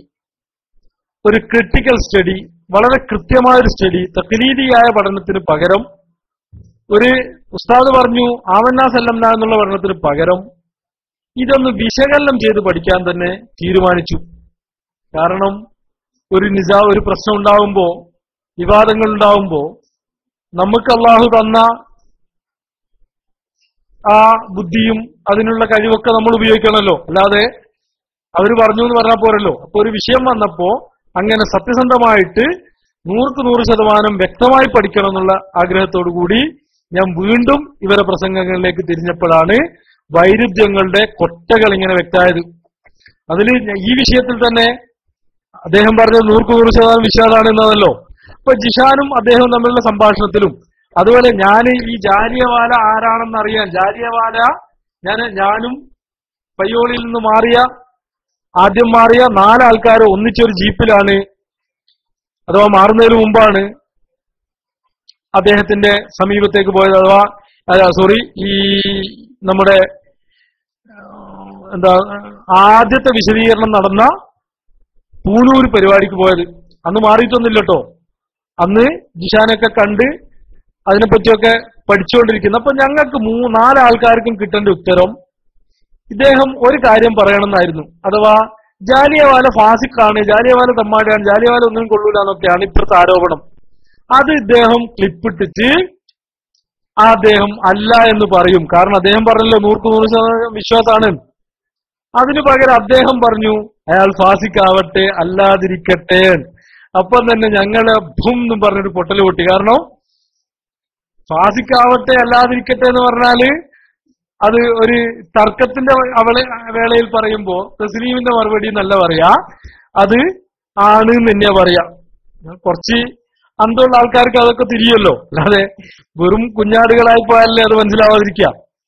അപ്പൊ അത് തന്നെ ആകെ ഇതായ. അതിനുശേഷം പിന്നെ ഇയാൾക്ക് ജാലിയവാലെ അറിഞ്ഞുകൂടാന്ന് ഇയാൾ തന്നെ പറഞ്ഞത് അയാൾ കേൾക്കുകയും ചെയ്തു. ഇയാൾക്ക് ജാലിയവാലയെ കണ്ടിട്ടില്ല, അയാളെ പറ്റി അറിഞ്ഞുകൂടാ. അപ്പോൾ ഇത് ഒരു വ്യക്തമായ കളവായിട്ട് എനിക്ക് മനസ്സിലായി. പിന്നെ ധാരാളം ഇവരെ പ്രസംഗത്തിലേക്ക് തിരിച്ചു പോയപ്പം എന്റെ പഠിച്ചോനെ ഇങ്ങനെ ഒരു വൈരുദ്ധ്യം ഒരാളുടെ പ്രസംഗത്തിലും ഒരു വിഷയത്തിലും ഉണ്ടായിട്ടില്ല. കുറച്ചൊക്കെ യോജിപ്പിക്കാൻ പറ്റുന്ന കാര്യങ്ങളെ ഉണ്ടാവാറുള്ളൂ. അഥവാ കുറച്ചല്ലോ എങ്ങനെങ്കിലും പേരിലെങ്കിലും യോജിപ്പിക്കാൻ പറ്റുന്ന ഈ വൈരുദ്ധ്യങ്ങളൊക്കെ ഉണ്ടാവാറുണ്ട്. ഇത് കട്ട വൈരുദ്ധ്യങ്ങൾ മാത്രം വന്നു. അങ്ങനെ വൈരുദ്ധ്യങ്ങൾ മാത്രം വന്നപ്പോ പേരോട് തന്നെ പഠിപ്പിച്ച അടിസ്ഥാന പ്രകാരം ഞാന് ആ സംഘടനയിൽ നിന്ന് വിട്ടു. കാരണം പേരോട് പണ്ടേ സുന്നി പറയുമ്പോ പറയാറുണ്ട്, ഈ സത്യവും കളവും വേർതിരിച്ചറിയാൻ വലിയൊരു എളുപ്പത്തിലൊരു പരിപാടി ഉണ്ട്. കളവാണ് പറയുന്നെങ്കിൽ, ബാത്തിലാണ് പറയുന്നെങ്കിൽ അവരുടെ സംസാരത്തിൽ വൈരുദ്ധ്യം കാണും. എന്നിട്ട് അദ്ദേഹം പണ്ട് പ്രസംഗത്തില് അതിന് തെളിവും പറഞ്ഞു, വലൗ കാന മിൻ ഇന്ദി ഗൈരില്ലാഹി ലവജദൂ ഫീ ഇഖ്തിലാഫൻ കസീറ. ഖുർആന് അള്ളാഹുവിൽ നിന്നുള്ളതല്ലായിരുന്നെങ്കിൽ, ഹക്കല്ലായിരുന്നെങ്കിൽ അതിൽ ഒരുപാട് വൈരുദ്ധ്യങ്ങൾ കാണുമായിരുന്നു. അപ്പൊ വൈരുദ്ധ്യം ഉണ്ടാവുക എന്നുള്ളത് ഹക്കല്ല എന്നതിന്റെ തെളിവാണെന്ന് പേരോട് തന്നെ പഠിപ്പിച്ച ആ അടിസ്ഥാനത്തിൽ തന്നെയാണ് ഞാൻ അതിൽ നിന്ന് മാറിയത്. പിന്നെ ഇപ്പൊ നല്ലൊരു ടെക്സ്റ്റ് കണ്ടു, അല്ല ചങ്ങായിമാരെ, നിങ്ങൾക്ക് ഈ ഏപ്പിക്കാരെ കുറ്റം പറയുകയല്ലാതെ വേറൊരു പണിയും ഇല്ലേ? ഉളുപ്പ് വേണം ചങ്ങായിമാരെ, മുസ്ലിങ്ങളെ പറയിപ്പിക്കാൻ ഓരോ ജന്മങ്ങൾ. എന്തായാലും ഇങ്ങനെ ഉള്ള വിഷയം വന്നാൽ കുറ്റം പറയണമെന്ന് പഠിപ്പിച്ചതും പേരോട് അബ്ദുറഹ്മാൻ സക്കാഫിയാണ്. ഇങ്ങനെ ഒരാള് ദീനിനെതിരെ കണ്ടാൽ അവർക്കെതിരെ വളരെ ശക്തമായി പ്രതികരിക്കണമെന്നും അവരുടെ ഐബുകൾ എടുത്ത് കാട്ടണമെന്നും പഠിപ്പിച്ചതും പേരോട് അബ്ദുറഹ്മാൻ സഖാഫിയാണെന്നും മാത്രമല്ല, ഇമാം നവവി റഹ്മത്തുള്ളാഹി അലൈഹി തങ്ങള് അദ്ദേഹത്തിന്റെ റിയാദു സ്വാലിഹീനില് അദ്കാറിലൊക്കെ വളരെ വിശദമായി ചർച്ച ചെയ്തിട്ടുണ്ട്. മാത്രമല്ല, ഇമാം ഗസ്സാലി റഹ്മത്തുള്ളാഹി അലൈഹി തങ്ങൾ ഇഹ്യാ ഉലൂമുദ്ദീൻ എന്ന് പറഞ്ഞാല് നമ്മൾ ആത്മീയ സംസ്കരണത്തിന് വേണ്ടി തസവുഫിന്റെ ഭാഷയിൽ എഴുതപ്പെട്ട എല്ലാവർക്കും മനസ്സിലാവുന്ന ഉൾക്കൊള്ളാൻ കഴിയുന്ന തസവുഫിന്റെ കിതാബായ ഇഹ്യാ ഉലൂമുദ്ദീനിൽ ഈബത്ത് പറയരുതെന്ന് പറഞ്ഞ തൊട്ടുടനെയുള്ള അധ്യായം ബാബുമാ യുബാഹു മിനൽ ഈബത്തിൽ നിന്ന് അനുവദനീയമാകുന്നത് എന്തൊക്കെയാണെന്ന് പറഞ്ഞിട്ടുണ്ട്. അപ്പൊ ഇത് വ്യക്തമായി പറയേണ്ട കാര്യമായതുകൊണ്ടാണ് പറയുന്നത്. മുത്തുനബി സല്ലല്ലാഹു അലൈഹി വസല്ലം തങ്ങളുടെ പേരിൽ കളവ് പറയുമ്പോ അവരെ പറ്റി പറയുകയാണ് വേണ്ടത് എന്ന് മാത്രമല്ല, ഇമാം ഇബ്നുൽ ഖത്താൻ റഹ്മത്തുള്ളാഹി അലൈഹി തങ്ങള് ഹദീസിന്റെ നെല്ലും പതിരും വേർതിരിക്കുന്നതിൽ വലിയ പണ്ഡിതൻ, മഹാനവർകൾ ഇങ്ങനെ മുത്തുനബി സല്ലല്ലാഹു അലൈഹി വസല്ലം തങ്ങളെ കളവിൽ നിന്ന് സംരക്ഷിക്കാൻ വേണ്ടി ഒരുപാട് ആൾക്കാരെ പറ്റി പറയും. അയാള് കൊള്ളാത്ത ആളാണ്, അയാളുടെ വാക്ക് സ്വീകരിക്കാൻ പറ്റൂല, അയാൾ കളവ് പറയുന്ന ആളാണ്. അങ്ങനെയൊക്കെ പറഞ്ഞപ്പോ ചില പണ്ഡിതന്മാർ അദ്ദേഹത്തോട് ചോദിച്ചു, നിങ്ങൾ ഈ പണ്ഡിതന്മാരുടെ ഹദീസുകളൊക്കെ തള്ളുമ്പോ നിങ്ങൾ ഭയപ്പെടുന്നില്ലേ? മഹ്ശറയില് ഈ പണ്ഡിതന്മാര് നിങ്ങളുടെ എതിരാളികളായി വരുമെന്ന് നിങ്ങൾ ഭയപ്പെടുന്നില്ലേ എന്ന് ചോദിച്ചപ്പോ മഹാനവർകൾ പറഞ്ഞൊരു മറുപടി ഉണ്ട്. അതാണ് നമുക്ക് പറയാനുള്ളത്. മഹാനവർകൾ പറഞ്ഞു, ഇവരൊക്കെ ഞങ്ങൾക്കെതിരായി മഹ്ശറയിൽ വരുന്നതിനേക്കാൾ ഞാൻ ഭയപ്പെടുന്നത് മുത്തുനബി സല്ലല്ലാഹു അലൈഹി വസല്ലം തങ്ങള് മഹ്ശറയിൽ എതിരായി വരുന്നതിനെയാണ് എന്നാണ്. അതുകൊണ്ട് മുത്തുനബി സല്ലല്ലാഹു അലൈഹി വസല്ലം തങ്ങളുടെ പേരിൽ കളവ് പറയുന്നവൻ ഫാസിഖാണ്. ഫാസിഖിനെ പറ്റി തുറന്നു കാട്ടൽ അനിവാര്യമാണ്. അങ്ങനത്തെ ഒരു ഫാസിഖാണ് മുത്തുനബി സല്ലല്ലാഹു അലൈഹി വസല്ലം തങ്ങളുടെ പേരിൽ കളവ് പറയുന്നവർ. അതുകൊണ്ട് തന്നെ ആ ഫാസിഖിനെ പറ്റി ഫാസിഖായാൽ തന്നെ നമുക്ക് ഈ കിതാബുകളിൽ കാണാം, ഹദീസ് റിവായത്തും വന്നിട്ടുണ്ട്. ഈ ഒരു ഫാസിഖിനെ മദ്ഹ് ചെയ്താൽ അർശ് കിടുങ്ങിപ്പോകുമെന്ന്. അതേ സ്ഥാനത്ത് ഇമാമിങ്ങള് പലരും രേഖപ്പെടുത്തി. ഞാൻ ഇന്ന് തന്നെ ഇമാം സഹാബി റളിയല്ലാഹു അൻഹുവിന്റെ ഒരു ഫത്താവ നോക്കുമ്പോ അതിൽ തന്നെ കണ്ടിട്ടുണ്ട്, ഈ ഫാസിഖീങ്ങൾക്ക് ഈബത്തില്ല, അഥവാ ഫാസിഖീങ്ങളുടെ എല്ലാ ഫിസ്കിനെ പറ്റിയല്ല പറയുന്നത്. സമൂഹത്തെ ബാധിക്കുന്ന ഫിസ്ക് ഉണ്ടാകുമ്പോൾ അത് തുറന്നു കാട്ടേണ്ടതും അതിനെ വളരെ ശക്തമായി തുറന്നു കാട്ടേണ്ടതും അതിനെ ജനങ്ങളെ അവരിൽ നിന്ന് അകറ്റേണ്ടതും അവരുടെ ഫിത്നയെ തൊട്ട് അകറ്റേണ്ടതുമാണ് എന്ന് മാത്രമല്ല, ഇത് ദീനിനെ സുന്നത്ത് ജമാഅത്തിനെ പൊളിക്കുക, ദീനിനെ പൊളിക്കുക എന്ന് വരുമ്പോ ഇത് തന്നെയാണ് സുന്നത്ത് ജമാഅത്തിന്റെ പ്രവർത്തനം, ദീനീ പ്രവർത്തനം. അതുകൊണ്ട് ഇമാമിങ്ങളൊക്കെ ചെയ്തത് അങ്ങനെ തന്നെയാണ്. അപ്പോ രണ്ടും ഞങ്ങൾ കണ്ടിട്ടുണ്ട്. പറയരുതെന്ന് പറഞ്ഞതും കണ്ടിട്ടുണ്ട്, പറയണമെന്ന് പറഞ്ഞതും കണ്ടിട്ടുണ്ട്. ഒരു ഭാഗം മാത്രം കണ്ടതല്ല. അസ്സലാമു അലൈക്കും.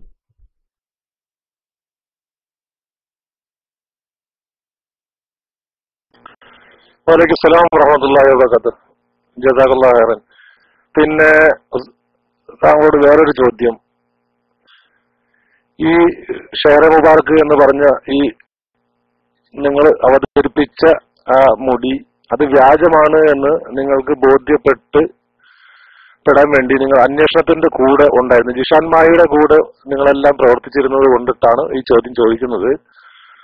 AT വിഭാഗത്തിലുള്ള ഉസ്താദുമാരെ ഉത്ബോധനം ചെയ്യാൻ വേണ്ടി ജിഷാൻ മായി റെക്കോർഡ് ചെയ്ത ആ റെക്കോർഡ് എങ്ങനെ SKSSFന്റെ ആളുകളുടെ കയ്യിലെത്തി?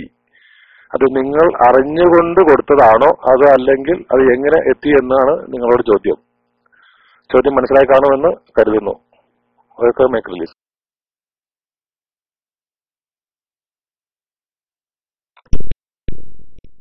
വലൈക്കും അസ്സലാം വറഹ്മത്തുള്ളാഹി.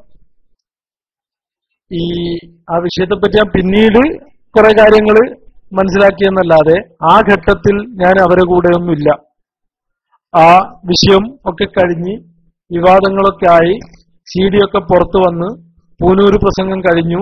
ഞാൻ ഒരുപാട് ആൾക്കാരുമായി ബന്ധപ്പെട്ടു. അങ്ങനെ ഒരുപാട് വിഷയങ്ങൾ വന്നതിന് ശേഷമാണ് ഞാൻ മാറിയത്. അപ്പോ അതുകൊണ്ട് ആ വിഷയത്തിൽ എനിക്ക് അങ്ങനെ ഓരോന്നും വ്യക്തമായി പറയാൻ അറിയില്ല. ഞാനും നിങ്ങളെപ്പോലെ കേട്ട് പഠിച്ച ഒരാളാണ്. പിന്നെ ഈ പാവപ്പെട്ട മുഹമ്മദ് മിസ്ബാഹ് പറയുന്നത് ഉസ്താദുമാരെ കുറ്റം പറച്ചൽ നിർത്തുക എന്നാണ്.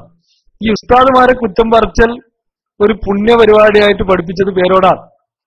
കാരണം പേരോണ്ടെടുത്തതല്ലേ ഞങ്ങള് ഇ കെ ഉസ്താദിന്റെ കുറ്റവും അതുപോലെ ചെറുശ്ശേരി ഉസ്താദിനൊക്കെ എന്തൊക്കെ പറഞ്ഞത് കേട്ടിട്ടുണ്ട്. ഒരു രസം പറയാം. എന്തായാലും അത് കേട്ടപ്പോ ഈ വിഷയത്തിൽ നിന്ന് മാറിയിട്ടാണ് വിഷയം പറയാന്ന്. ഈ ഒരാളെ പറ്റി ഖദ്ഫ് പറയാവോ അഥവാ ഒരാള് മോശമായി ലൈംഗിക ആരോപണം നടത്താവോ നടത്തിക്കൂടെ എന്നൊരു ചർച്ച വന്നു.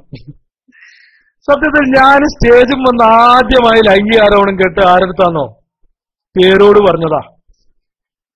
ഏതാ പ്രസംഗം ഇപ്പോ CD കിട്ടും, നിങ്ങൾ വാങ്ങി കേട്ടാ മതി. ആ CD പേര് EKയുടെ വിധിയും സമസ്തയുടെ ഗതിയും എന്നാണ് CD പേര്. ആ പ്രസംഗം നടന്നത് സിറാജുൽ ഹുദ കോമ്പൗണ്ടിൽ വെച്ച് ഒരു വെള്ളിയാഴ്ചയാണ്. ആ പ്രസംഗത്തിന് ഞാന് അവിടെ വെള്ളിയാഴ്ച രാവിലെ തന്നെ പോയി. ആ പ്രസംഗം കഴിഞ്ഞ് അവിടെ ഉറങ്ങി പിറ്റേന്നാണ് ഞാൻ എന്റെ വീട്ടിലേക്ക് പോന്നത്. അപ്പോ അന്ന് ഒരു സക്കാഫി AP വിഭാഗത്തിൽ നിന്ന് വിട്ടു വന്ന ഒരു സക്കാഫി, അയാളെപ്പറ്റി പേരോട് അബ്ദുറഹ്മാൻ സക്കാഫി ഒരു മനുഷ്യനെ സ്റ്റേജിന്മേൽ കയറ്റിയിട്ട് അദ്ദേഹത്തെ പറ്റി ഈ സാധാരണ AP പറ്റി ശിഷ്യന്മാര് പറയുന്ന ഒരു സംഭവം ഉണ്ടല്ലോ, ഒരു യഥാർത്ഥമായ ഒരു വിഷയം, അതേ ഒരു വിഷയം അദ്ദേഹം സ്റ്റേജും ഒന്ന് പറയിപ്പിച്ചു. പറഞ്ഞത് മനസ്സിലായിട്ടുണ്ടോ? സ്റ്റേജും വന്ന് അദ്ദേഹം അവിടെ ഇരുന്നിട്ട് മറ്റേ ആളെ കൊണ്ട് പ്രസംഗിപ്പിച്ചു. എന്നിട്ട് വ്യക്തമായി ആർക്കും മനസ്സിലാവാതിരിക്കുന്ന ഒരു രൂപം പോലും ഇല്ലാത്ത രൂപത്തില് വളരെ വ്യക്തമായിട്ട് അദ്ദേഹം ഈ വിഷയം ഒരു അവിടെ നിന്ന് വിട്ടുപോകുന്നതെന്ന കാരണത്താൽ ആ പണ്ഡിതനെ പറ്റി പറയിപ്പിച്ചു. അപ്പോൾ എന്തായാലും അത് പറ്റും എന്ന് ഈ ഒരു സംഭവം പഠിപ്പിച്ചത് പേരോട് അബ്ദുറഹ്മാൻ സക്കാഫിയാണ്. പിന്നീട് രസം എന്താണെന്ന് വെച്ചാൽ പിന്നീട് ഇതേ വിഷയം ഇതേ സംഭവങ്ങള് മുത്തവാത്തിറായി സ്ഥിരപ്പെട്ടു. ഒരുപാട് പരമ്പരയിലൂടെ ഒരുപാട് അനുഭവസ്ഥരിലൂടെ ഒരുപാട് വഴിയിലൂടെ സ്ഥിരപ്പെട്ടപ്പോ പലരും ഇങ്ങനെ പറഞ്ഞപ്പോ ഇവർക്ക് ഭയങ്കര നിയമങ്ങളൊക്കെ വന്നു. അങ്ങനത്തെ ഒരു ആരോപണം പറയണമെങ്കിൽ ഇത്ര സാക്ഷി വേണം, അങ്ങനെ വേണം, ഇങ്ങനെ വേണമെന്നൊക്കെ. അപ്പോ ഞാൻ പറഞ്ഞ എന്തായാലും പേരോട് പറഞ്ഞത് പേരോട് പറയാൻ അവലംബിച്ചത് എന്താന്ന് വെച്ചാൽ ഒരു ഗുരുവാകാത്ത ഒരു ചെറിയ ഒരു കുട്ടി പറഞ്ഞു എന്ന് കേട്ടറിവിന്റെ പേരിലാണ് അത് അവിടെ പ്രസംഗിച്ചത്. അപ്പൊ എന്തായാലും ഒരുപാട് മുത്തവാത്തറായി സ്ഥിരപ്പെട്ടത് പറയാൻ പറ്റുമെന്നാണ് ഞാൻ മനസ്സിലാക്കുന്നത്. അപ്പൊ എന്തായാലും അതൊക്കെ പഠിപ്പിച്ചത് പേരോടാണ്, എല്ലാവരും കുറ്റവും പറഞ്ഞ് പഠിപ്പിച്ചത് പേരോടാണ്, പരിഹസിച്ച് പഠിപ്പിച്ച പേരോടാണ്. പക്ഷെ ഞങ്ങള് ആ ഒരു സംസ്കാരത്തിലേക്ക് നമ്മൾ പോയിട്ടില്ല. നമ്മളിപ്പോഴും ഞാൻ എന്റെ വാക്കുകളിലൊക്കെ മാന്യത കാണിച്ചത് ആ സ്കൂള് അങ്ങനെ തന്നെ പഠിച്ചിട്ടില്ല എന്നുള്ളത് കൊണ്ടാണ്.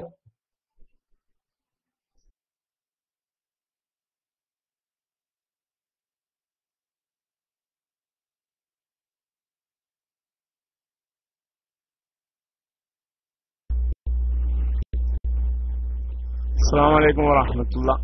ബഹുമാനപ്പെട്ട അൻസാർ മാസ്റ്റർ ബൈക്ക് വിട്ടതാവെന്ന് വിചാരിക്കുന്നുണ്ട് അല്ലേ?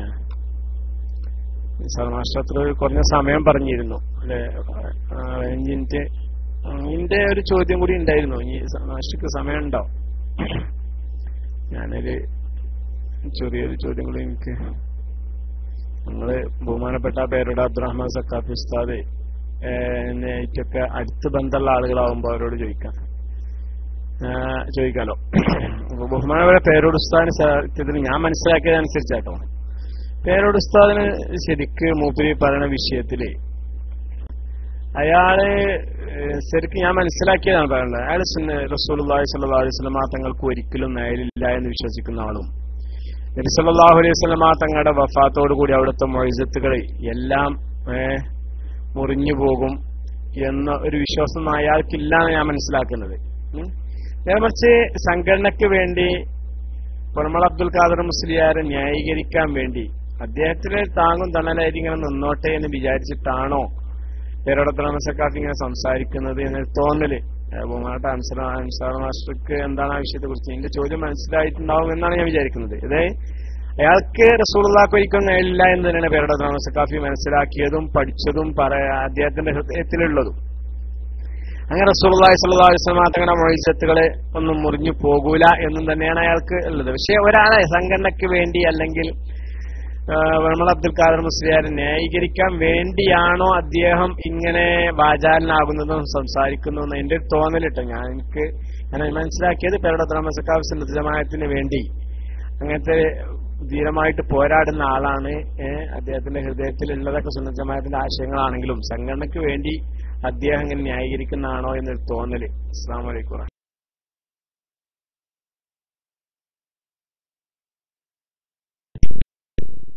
വലൈക്കും അസ്സലാം വറഹ്മത്തുള്ളാഹി. പേരോട് അബ്ദുറഹ്മാൻ സഖാഫി സത്യത്തിൽ സംഘടനയെ സംരക്ഷിക്കുക എന്നതിനേക്കാൾ ഉപരി ഈ നിഴല് വിഷയത്തിലുണ്ടായത് അദ്ദേഹത്തിന്, കാരണം ആ സംഘടനയുടെ മറ്റുള്ള ആൾക്കാരൊന്നും അത് പറഞ്ഞിട്ടില്ലല്ലോ, അദ്ദേഹം ഒരു തെഹക്കീക്ക് പറഞ്ഞതാണ്. കാരണം അദ്ദേഹത്തിനെ പറ്റി ആദ്യം പഠനമൊന്നും നടത്തിയിട്ടില്ല, മൂപ്പർക്ക് അത് അറിഞ്ഞുകൂടാ. ആ വിഷയം ഒരു വിഷയത്തിൽ പഠിക്കുമ്പോഴാണല്ലോ അതിനെപ്പറ്റി മനസ്സിലാകുക. അപ്പൊ അദ്ദേഹം ഇതിലൊരു തഹക്കീക്ക് ഇറക്കാൻ വേണ്ടി തീരുമാനിച്ചു. അങ്ങനെ വളരെ ആധികാരികമായിട്ട് നാദാപുരത്ത് മൊയ്ലിയാമാരൊക്കെ ഞെട്ടിച്ചുകൊണ്ടൊരു തഹക്കീക്കാണ് മൂപ്പർ ഉദ്ദേശിച്ചത്. വളരെ ഒരു എന്താ തഹക്കീക്ക് എന്നുള്ളത് എന്താണ്, വളരെ എല്ലാവർക്കും അറിയാലോ. ഈ ഒരു ആനത്തല പോലെ ഒരു സംഭവം കണ്ടുപിടിച്ച പോലെ അവതരിപ്പിച്ചതാണ്. പക്ഷെ അദ്ദേഹത്തെ പറ്റി അദ്ദേഹത്തിന് എന്നൊരു ഇതുണ്ട്, ഞാൻ ഒന്നും മാറ്റി പറയാറില്ല, മറ്റേ വലിയമാരൊക്കെ പലതും മാറ്റി പറയാറുണ്ട്. അപ്പോഴിത് ഇയാൾ കുടുങ്ങിയപ്പോ അദ്ദേഹത്തെ തന്നെ സംരക്ഷിക്കാനാണ് ഈ പ്രശ്നങ്ങളൊക്കെ നടത്തുന്നത്. അദ്ദേഹത്തെ തന്നെ സംരക്ഷിക്കണം. കാരണം അദ്ദേഹം പറഞ്ഞത് തെറ്റാണ് അല്ലെങ്കിൽ എനിക്ക് അബദ്ധം പറ്റിയെന്ന് പറയാൻ ഈ വിഷയം വലിയൊരു തഹ്കീക്ക് പറഞ്ഞു പോയത് കൊണ്ട് കഴിയുന്നില്ല. അതുകൊണ്ട് അതുമായിട്ട് ബന്ധപ്പെട്ട് പിടിച്ച പുലിവാലാണ് പിന്നീട് ഉണ്ടായത്. അങ്ങനെ ആ ഒരു വിഷയത്തില് എന്ത് കാണിച്ചു, മുത്തുനബി സല്ലല്ലാഹു അലൈഹി വസല്ലം തങ്ങളുടെ ഹദീസിൽ ഞാൻ പറഞ്ഞല്ലോ, ഈ പറ്റാത്ത രൂപത്തിൽ കയറി ചെന്നു, മുത്തുനബിയുടെ സവിശേഷതയെ ഒരു വഷളാക്കി അല്ലെങ്കിൽ കുറച്ച് കാണിച്ചു. അതൊക്കെ ചെയ്താൽ തന്നെ അദ്ദേഹത്തിന് അറിയാതെ ചെയ്തു പോയതായിരുന്നെങ്കിൽ അദ്ദേഹം അത് മനസ്സിലായപ്പോ അദ്ദേഹം പെട്ടെന്ന് എന്ത് ചെയ്യായിരുന്നു, അതിൽ നിന്ന് തിരിച്ചായിരുന്നെങ്കിൽ രക്ഷപ്പെടുമായിരുന്നു. പിന്നെ അതിന്റെ കുരുത്തക്കേട് പണ്ട് ഇ കെ ഉസ്താദിനൊക്കെ ഞാൻ ഇപ്പോഴും ആ പ്രസംഗം ഉണ്ട്, ഇ കെ ഉസ്താദിനെ കളിയാക്കി പ്രസംഗിക്കുന്ന പ്രസംഗമൊക്കെ ഉണ്ട്. അപ്പൊ അങ്ങനെയൊക്കെ ആയതിന്റെ ആ കുരുത്തക്കേടായിരിക്കും എന്നാണ് ഞാൻ മനസ്സിലാക്കുന്നത്. കാരണം ഇപ്പോഴും മൊത്തം അതിനുശേഷം ഒരുപാട് അബദ്ധങ്ങൾ മൂപ്പറിൽ നിന്ന് സംഭവിക്കുകയാണ്. മൂപ്പർ പൊന്മളയെ ന്യായീകരിക്കാനോ അതോ ആ വിഷയത്തിലേക്ക് മൂപ്പർ വന്നിട്ടില്ല. പൊന്മളയെ ന്യായീകരിക്കാൻ വന്നത് അലവി സക്കാഫി ഒന്ന് രണ്ട് സ്ഥലത്ത് പറഞ്ഞു എന്നല്ലാതെ പേരോട് വ്യക്തമായി പൊന്മളയെ ന്യായീകരിക്കാനൊന്നും വന്നിട്ടില്ല. പേരോടിനെ ന്യായീകരിക്കാനും ചെയ്യുന്നത്. ഇപ്പോൾ അദ്ദേഹത്തെ സംബന്ധിച്ചിടത്തോളം അദ്ദേഹം പറഞ്ഞത് എങ്ങനെങ്കിലും ഒന്ന് രക്ഷപ്പെടണം, അദ്ദേഹം പറഞ്ഞത് രക്ഷപ്പെടണം എന്ന് പറഞ്ഞാല് അവിടെ അതിനുവേണ്ടി എന്ത് പ്രശ്നമായാലും പ്രശ്നമില്ല, ആ രൂപത്തിലാണ് എന്നാണ് ഞാൻ മനസ്സിലാക്കുന്നത്. അസ്സലാമു അലൈക്കും.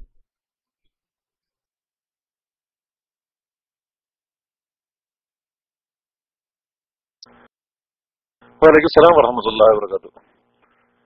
പിന്നെ ഈ മുഹമ്മദ് അലി, നിങ്ങൾക്ക് മൈക്കിലേക്ക് വരാട്ടോ. ഈ ടെക്സ്റ്റ് അടിച്ച് നടക്കുന്ന വീരന്മാർക്കെല്ലാം മൈക്കിലേക്ക് വന്ന് ചോദ്യം ചോദിക്കാൻ അവസരമുണ്ട് എന്ന് ഉണർത്തുന്നു. പിന്നെ വേറൊരു കാര്യം, ഇപ്പോ ഈ പേരോട് അബ്ദുറഹ്മാൻ സഖാഫിയുടെ തന്നെ പ്രസംഗത്തിൽ നിന്ന് നമ്മൾ കേൾക്കുകയുണ്ടായി, മുഷാവറയിലെ എല്ലാ കാര്യത്തിനും അന്തിമ തീരുമാനമെടുക്കുന്നത് പേരോടാണ് എന്ന്.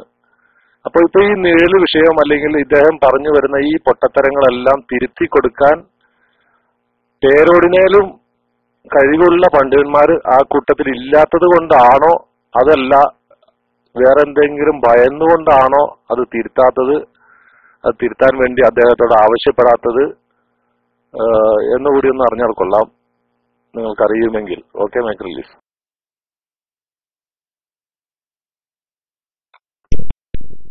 വലൈക്കും അസ്സലാം വറഹ്മത്തുള്ളാഹി. അവിടെയുള്ള വിഷയം എന്താണെന്ന് വെച്ചാല് പേരോട് ഒരു സംഘടനയിലും അതുപോലെ പ്രവർത്തകർക്കിടയിലും ഏറെ സ്വാധീനമുള്ള വ്യക്തിത്വമാണ് പേരോട്. പൊന്മളക്ക് ശിഷ്യന്മാർ മുഖേനയും അതുപോലെ മൊയ്ലിയാന്മാരടക്കം നല്ല സ്വാധീനമുണ്ട് എന്നേ ഉള്ളൂ. അല്ലാതെ ഈ പ്രവർത്തകന്മാര് അണികൾക്ക് പേരോടിന് നല്ല സ്വാധീനമുണ്ട്. അപ്പൊ ഓരോരുത്തർക്കും ഓരോരുത്തരുടേതായ പ്രശ്നമുണ്ട്. എ പിക്ക് പേരോടിനെ തിരുത്താൻ പോയാല് എ പിനെ പേരോടും കൂടി തിരുത്തി അവിടെ പ്രശ്നം തീരൂല. പൊന്മള തൊടാൻ പോയാൽ പൊന്മളക്ക് വേറെ പ്രശ്നങ്ങളുണ്ട്. അങ്ങനെ ഓരോരുത്തരും പ്രശ്നങ്ങളിലാണുള്ളത്. പിന്നെ താഴെയുള്ള ആൾക്കാര് പേരോടിനെ തോണ്ടാൻ പോയാല് അവരെ സ്ഥാനം ചവറ്റുകൊട്ടയിലായിരിക്കും. അതുകൊണ്ട് തന്നെ ഒരു തിരുത്തും അവിടെ നടക്കൂല. എന്ന് മാത്രമല്ല, ഈ അവര് അള്ളാഹു ഉദ്ദേശിച്ചത് ഒരു മുടിക്കഷം കൊണ്ട് നശിക്കാനായിരിക്കും.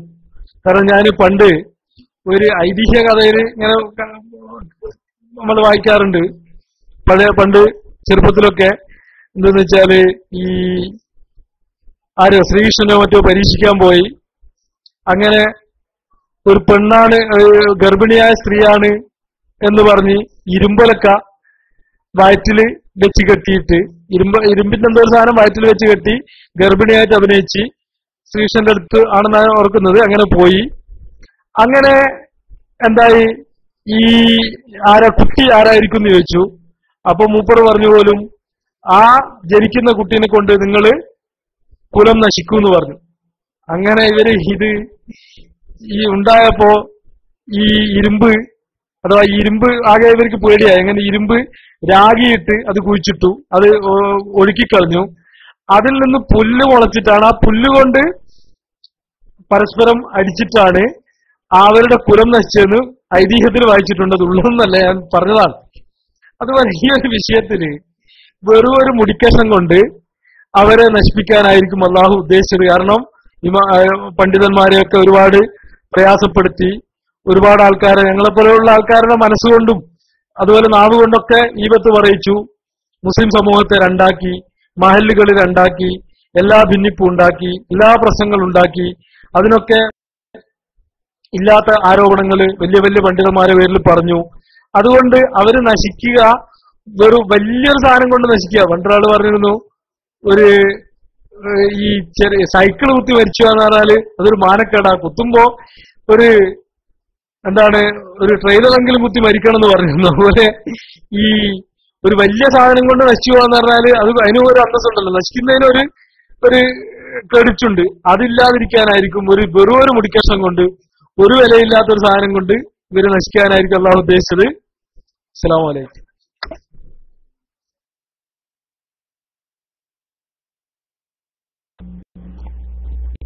അസ്സലാമു അലൈക്കും വറഹ്മത്തുള്ളാഹി. ഇത് തന്നെ ആ പ്രസ്ഥാനത്തിന്റെ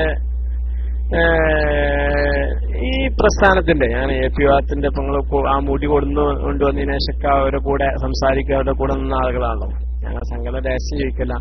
അവരുടെ കൂട്ടത്തിലുള്ള ഭൂരിഭാഗം പണ്ഡിതന്മാർക്കും ഈ മർക്കസിലുള്ളത് തിരുകേശം അല്ല, റസൂലുള്ളാഹി സ്വല്ലല്ലാഹു അലൈഹി വസല്ലം തങ്ങളുടെ കേശം അല്ല എന്ന് ബോധ്യപ്പെട്ട ആളുകളല്ലേ? അതോ ആ കൂട്ടത്തിലുള്ള ആ പണ്ഡിതന്മാരൊക്കെ ആ മുടിവെള്ളം കുടിക്കുന്നുണ്ടോ? അതൊന്നും ഇപ്പൊ നമുക്ക് ഈ സാധാരണക്കാരായ ആളുകൾക്കുണ്ട്. ഞാൻ ഇന്നെ പോലുള്ള ആളുകൾക്ക്, മറ്റുള്ള ആളുകൾക്ക് അറിയുന്നില്ല, എനിക്കറിയില്ല.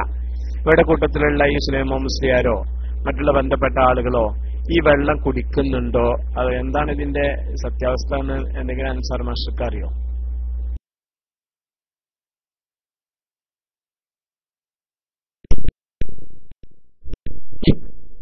വലൈക്കും അസ്സലാം വറഹ്മത്തുള്ളാഹി. എ പി വിഭാഗത്തിലുള്ള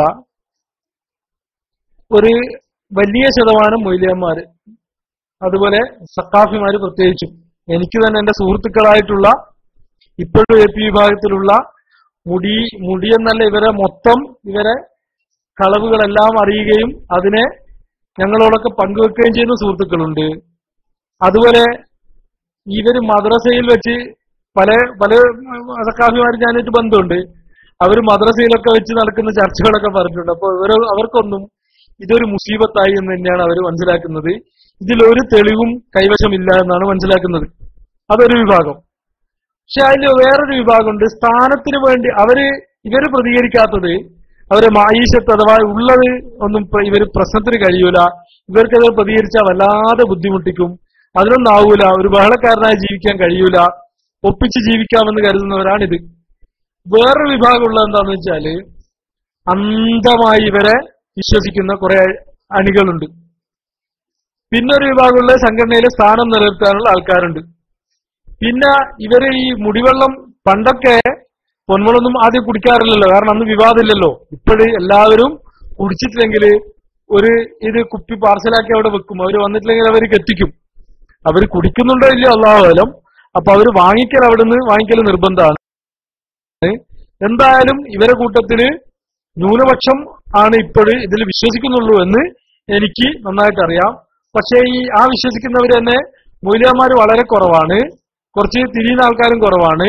ഇവരെ കൂട്ടത്തിൽ ഇപ്പോഴും വല്ലാതെ വിശ്വസിക്കുന്നത് ഈ വിഷയങ്ങളൊന്നും അറിയാത്ത സാധുക്കളുള്ളൂ. ഈ വിഷയങ്ങളൊന്നും ഇപ്പോഴും എന്റെ നാട്ടിൽ തന്നെ എനിക്കറിയാം ഒരാള് ഇങ്ങനെ ഒരു വിഷയം തന്നെ അറിയൂല. ഈ റസൂൽ സല്ലല്ലാഹു നേരിട്ട് കൊടുത്തു എന്നൊക്കെ വിശ്വസിക്കുന്ന ആൾക്കാരൊക്കെ ഇപ്പോൾ നാട്ടിലുണ്ട്. അതുപോലെ ഈ AP കുത്തുബാണെന്നും വലിയാണെന്നൊക്കെ വിശ്വസിക്കുന്ന ആൾക്കാർ ഇപ്പോഴും ഉണ്ട്. ഒരു വിഷയവും അറിയാത്ത ഒരു വലിയ വിഭാഗമുണ്ട്. അപ്പോ എന്തായാലും ഇവരൊക്കെ ഇങ്ങനെ പറ്റിക്കുന്നത് കാണുമ്പോഴാണ്, ഇങ്ങനത്തെ കുറെ ആൾക്കാരുണ്ട് എന്ന് കാണുമ്പോഴാണ് എന്നെ പോലുള്ളവർക്ക്, ഇതിൽ നിന്ന് വന്നവർക്ക് ഇത് എപ്പോഴും പറഞ്ഞുകൊണ്ടേയിരിക്കണം എന്ന് തോന്നുന്നത്.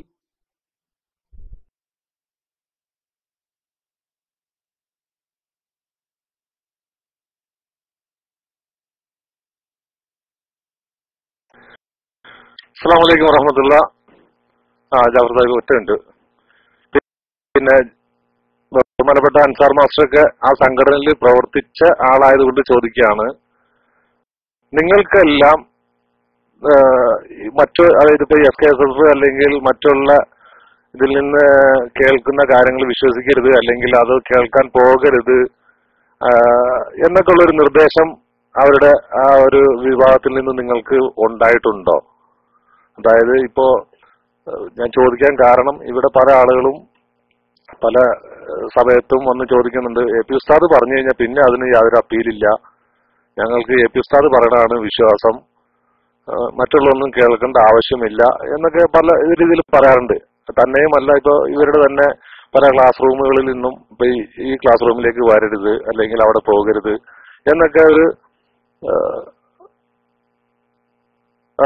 അതാണ് അവരുടെ വിജയം എന്നല്ലേ. അല്ലാതെ ആ സംഘടനയിൽ ഉണ്ടായ ആള് എന്നുള്ള രീതിയിൽ നിങ്ങൾക്ക് അങ്ങനെ എന്തെങ്കിലും അനുഭവം ഉണ്ടായിട്ടുണ്ടോ? കാരണം മറ്റുള്ള നല്ല കാര്യങ്ങളല്ല, സത്യം എന്താണെന്ന് നിങ്ങൾ കേൾക്കാൻ പോകരുത്, ഇത് മാത്രമാണ് ശരി, AP ഉസ്താദ് പറയുന്നത് മാത്രമാണ് സത്യം എന്ന് പറഞ്ഞ് വിശ്വസിപ്പിക്കാൻ അവര് തയ്യാറായിട്ടുണ്ടോ എന്നാണ് എന്റെ ചോദ്യം. ജാഫർ സാഹിബ് അടുത്ത ചോദ്യത്തിന് വേണ്ടിയിട്ട് നിങ്ങൾ മൈക്കിലേക്ക് വരാവുന്നതാണ്. Okay, mic release.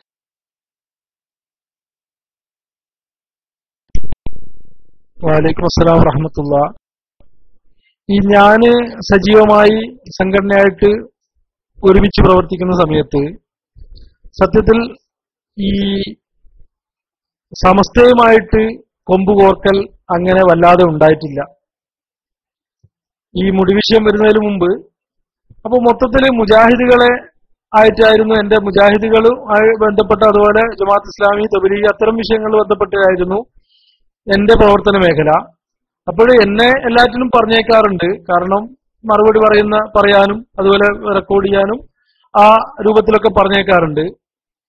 അപ്പോൾ അന്നൊക്കെ ഈ പുത്തൻവാദികളോട് നേരിടുമ്പം, പുത്തൻവാദികളെടുത്ത് നേരിടാൻ സുന്നത്ത് ജമാഅത്ത് ഹക്കാണല്ലോ. ഇപ്പൊ സുന്നത്ത് ജമാഅത്ത് അറിയുന്ന ഏതൊരാളെയും വിടാം. സുന്നത്ത് ജമാഅത്തിൽ അടിയർച്ച് മനസ്സിലാവാത്ത ആൾക്കാർക്ക് അവരുടെ പ്രസംഗങ്ങൾ അങ്ങനെ എപ്പോഴും കേൾക്കാൻ വിടാറില്ലെങ്കിലും ഞങ്ങളെപ്പോലുള്ളവരെ വിടാറുണ്ട്. അത് തന്നെയാണ് ഇവിടുത്തെ മാറ്റം. ഈ വിഷയം വന്നതിന് ശേഷമാണ് ഈ ആരോടും ചർച്ച ചെയ്യാൻ പാടില്ല എന്നുള്ള പുതിയ നിയമം പാസ്സായത്. ഈ വിഷയം മറ്റതൊക്കെ ഒന്നുകിൽ ഞാൻ പറഞ്ഞല്ലോ, ഈ എല്ലാറ്റിനും കൃത്യമായ ന്യായീകരണം ഇല്ലെങ്കിലും ഒരു ഒപ്പിക്കൽ ന്യായീകരണം എങ്ങനെങ്കിലും സംഘടനയ്ക്ക് ഉണ്ടായിരുന്നു. അപ്പോൾ ഇതിന് ഒരു നിലക്കും ന്യായീകരിക്കാൻ കഴിയാത്തതാണെന്ന് എല്ലാവർക്കും മനസ്സിലായപ്പോഴാണ് ഈ ഒരു പുതിയ സിദ്ധാന്തത്തിലേക്ക് വന്നത്. അത് തെറ്റാണെങ്കിലും പ്രശ്നമൊന്നുമില്ല എന്നൊക്കെയുള്ള പല വിധണ്ട വാദങ്ങൾ ഇവരെ പല വിശ്വാസങ്ങളും ഇപ്പോൾ പ്രചരിക്കുന്നുണ്ട്. അപ്പോ ഈ പയ്യോട് ഭാഗത്തുള്ള ഏറ്റവും വലിയ ഇതെന്ന് വെച്ചാൽ അൻസാർ മാഷായിട്ട് സംസാരിക്കരുതെന്നാണ്. അപ്പോ നമ്മള് ഉസ്താദ് പറഞ്ഞാൽ ഓക്കെ, ഉസ്താദിനെ ധിക്കരിച്ചു പോയ ആൾക്കാരാണ് എന്നൊക്കെയായിരുന്നു. അപ്പൊ ഞാൻ പലരോട് ചോദിക്കാറുണ്ട്, പണ്ട് എന്നെ പല മുജാഹിദുകൾ അഥവാ SSF പ്രവർത്തിച്ചിട്ട് മുജാഹിദായ പലരെ പറ്റിയും ഇതുണ്ടാവുമ്പോ എന്നെ പേരോട് അബ്ദുറഹ്മാൻ സഖാഫി എന്നെ പലയിടത്ത് പോകാനൊക്കെ പറഞ്ഞിട്ടുണ്ട്. അപ്പോൾ അവര് പോയത് സത്യത്തില് എന്താണ്, ഈ വെറും ഇവരിപ്പോ ഞങ്ങളെ പേരിലുള്ള കുറ്റം AP ഉസ്താദിനെ ധിക്കരിച്ചു എന്നുള്ളതാണ്, AP ധിക്കരിച്ചു എന്നുള്ളത്. ശരിക്കും മുജാഹിദാകാന്ന് പറഞ്ഞാൽ ഷാഫി ഇമാം അടക്കം നബി ഇമാം അടക്കം എല്ലാ ഇബ്രാഹിം അസ്കലാനി അടക്കം എല്ലാ ഇമാമിങ്ങളെയും ധിക്കരിച്ചു പോയതല്ലേ. അതിനോടൊപ്പം AP എല്ലാവരും ധിക്കരിച്ചു, സമസ്തയുടെ നേതാക്കളെ എല്ലാം ധിക്കരിച്ചു. പക്ഷെ അവരടുത്ത് എന്നെ പറഞ്ഞേക്കാറുണ്ടായിരുന്നു. അപ്പൊ ധിക്കരിച്ചത് കൊണ്ടാണ് അവരടുത്ത് പോകരുത് എന്ന് പറയുന്നതെങ്കിൽ മുജാഹിദിന്റെ അടുത്ത് പണ്ടേ പോകാൻ പറഞ്ഞേക്കരുതായിരുന്നു. അപ്പൊ ഇപ്പോഴാണ് ഇവർ ഇങ്ങനെ ഒരു പ്രതിസന്ധിയില്, ഏറ്റവും വലിയ പ്രതിസന്ധിയിൽ കണിഞ്ഞത്. ഇതിൽ നിന്ന് രക്ഷപ്പെടുത്താൻ ഒരൊറ്റ മൊയ്ലിയാറും ഇല്ല. അതുകൊണ്ട് തന്നെ ഇതിൽ ആകെ ഒരു വഴിയേ അവർക്കുള്ളൂ, സംസാരിക്കാൻ പാടില്ല എന്ന് പറയാം. എന്നിട്ട് നിൽക്കുന്നവര് നിന്നാ മതി എന്നാണ് ഇപ്പൊ പേരോടിന്റെ പുതിയ സിദ്ധാന്തം. സംസാരിക്കാൻ ഒരാൾ ഉദ്ദേശിച്ച് അവരടുത്ത് പോയാല് അയാളെ ഒഴിവാക്കലേന്നല്ലാതെ ഈ സംസാരിച്ചിട്ട് അയാൾ നമ്മളെ കൂടെ നിൽക്കണ്ട എന്നാണ് ഇപ്പോഴത്തെ പുതിയ തിയറി.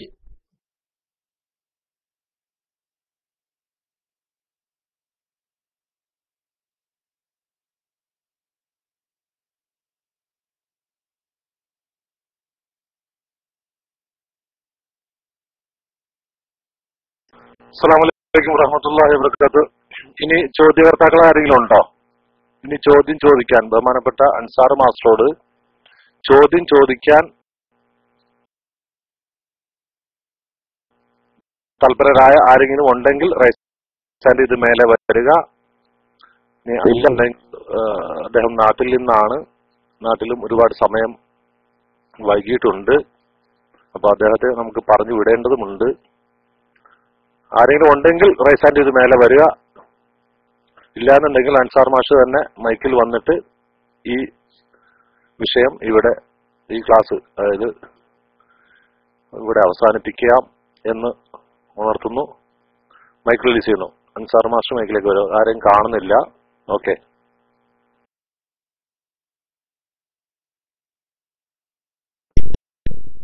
വലൈക്കും അസ്സലാം വറഹ്മത്തുള്ളാഹി. ഇന്ന് കുറച്ച് നീണ്ടുപോയിട്ടുണ്ട്, ഉറങ്ങേണ്ട സമയമായി. പിന്നെ നാളെ ക്ലാസ് ഇല്ലാത്തത് കൊണ്ടാണ് ഞാൻ വേറെ 1-2 വിഷയങ്ങൾ ഉദ്ദേശിച്ചിരുന്നു. ക്ലാസ് ഇല്ലാത്തത് കൊണ്ട് കുറച്ച് സമയം ഇരിക്കുന്നതിനും വലിയ പ്രയാസം വന്നിട്ടില്ല. എന്തായാലും എല്ലാവരും ദുആ ചെയ്യണം. ഞാൻ പൊതുവെ ഇങ്ങനെ ക്ലാസ് റൂമിൽ സംസാരിക്കുന്നതിന് എനിക്ക് വലിയ പരിചയമില്ല. അതുകൊണ്ട് എങ്ങനെയാണ് അതിന്റെ സൈക്കോളജി എന്ന് എനിക്കറിയില്ല. ഞാൻ എന്റെ മനസ്സിലുള്ള കുറെ കാര്യങ്ങൾ പറഞ്ഞതാണ്. അബദ്ധങ്ങൾ വന്നിട്ടുണ്ടെങ്കിൽ ഉസ്താദുമാരെ ചൂണ്ടിക്കാണിക്കണം. ഇനി എല്ലാവരും ദുആ ചെയ്യണം ഇൻഷാ അല്ലാഹ്.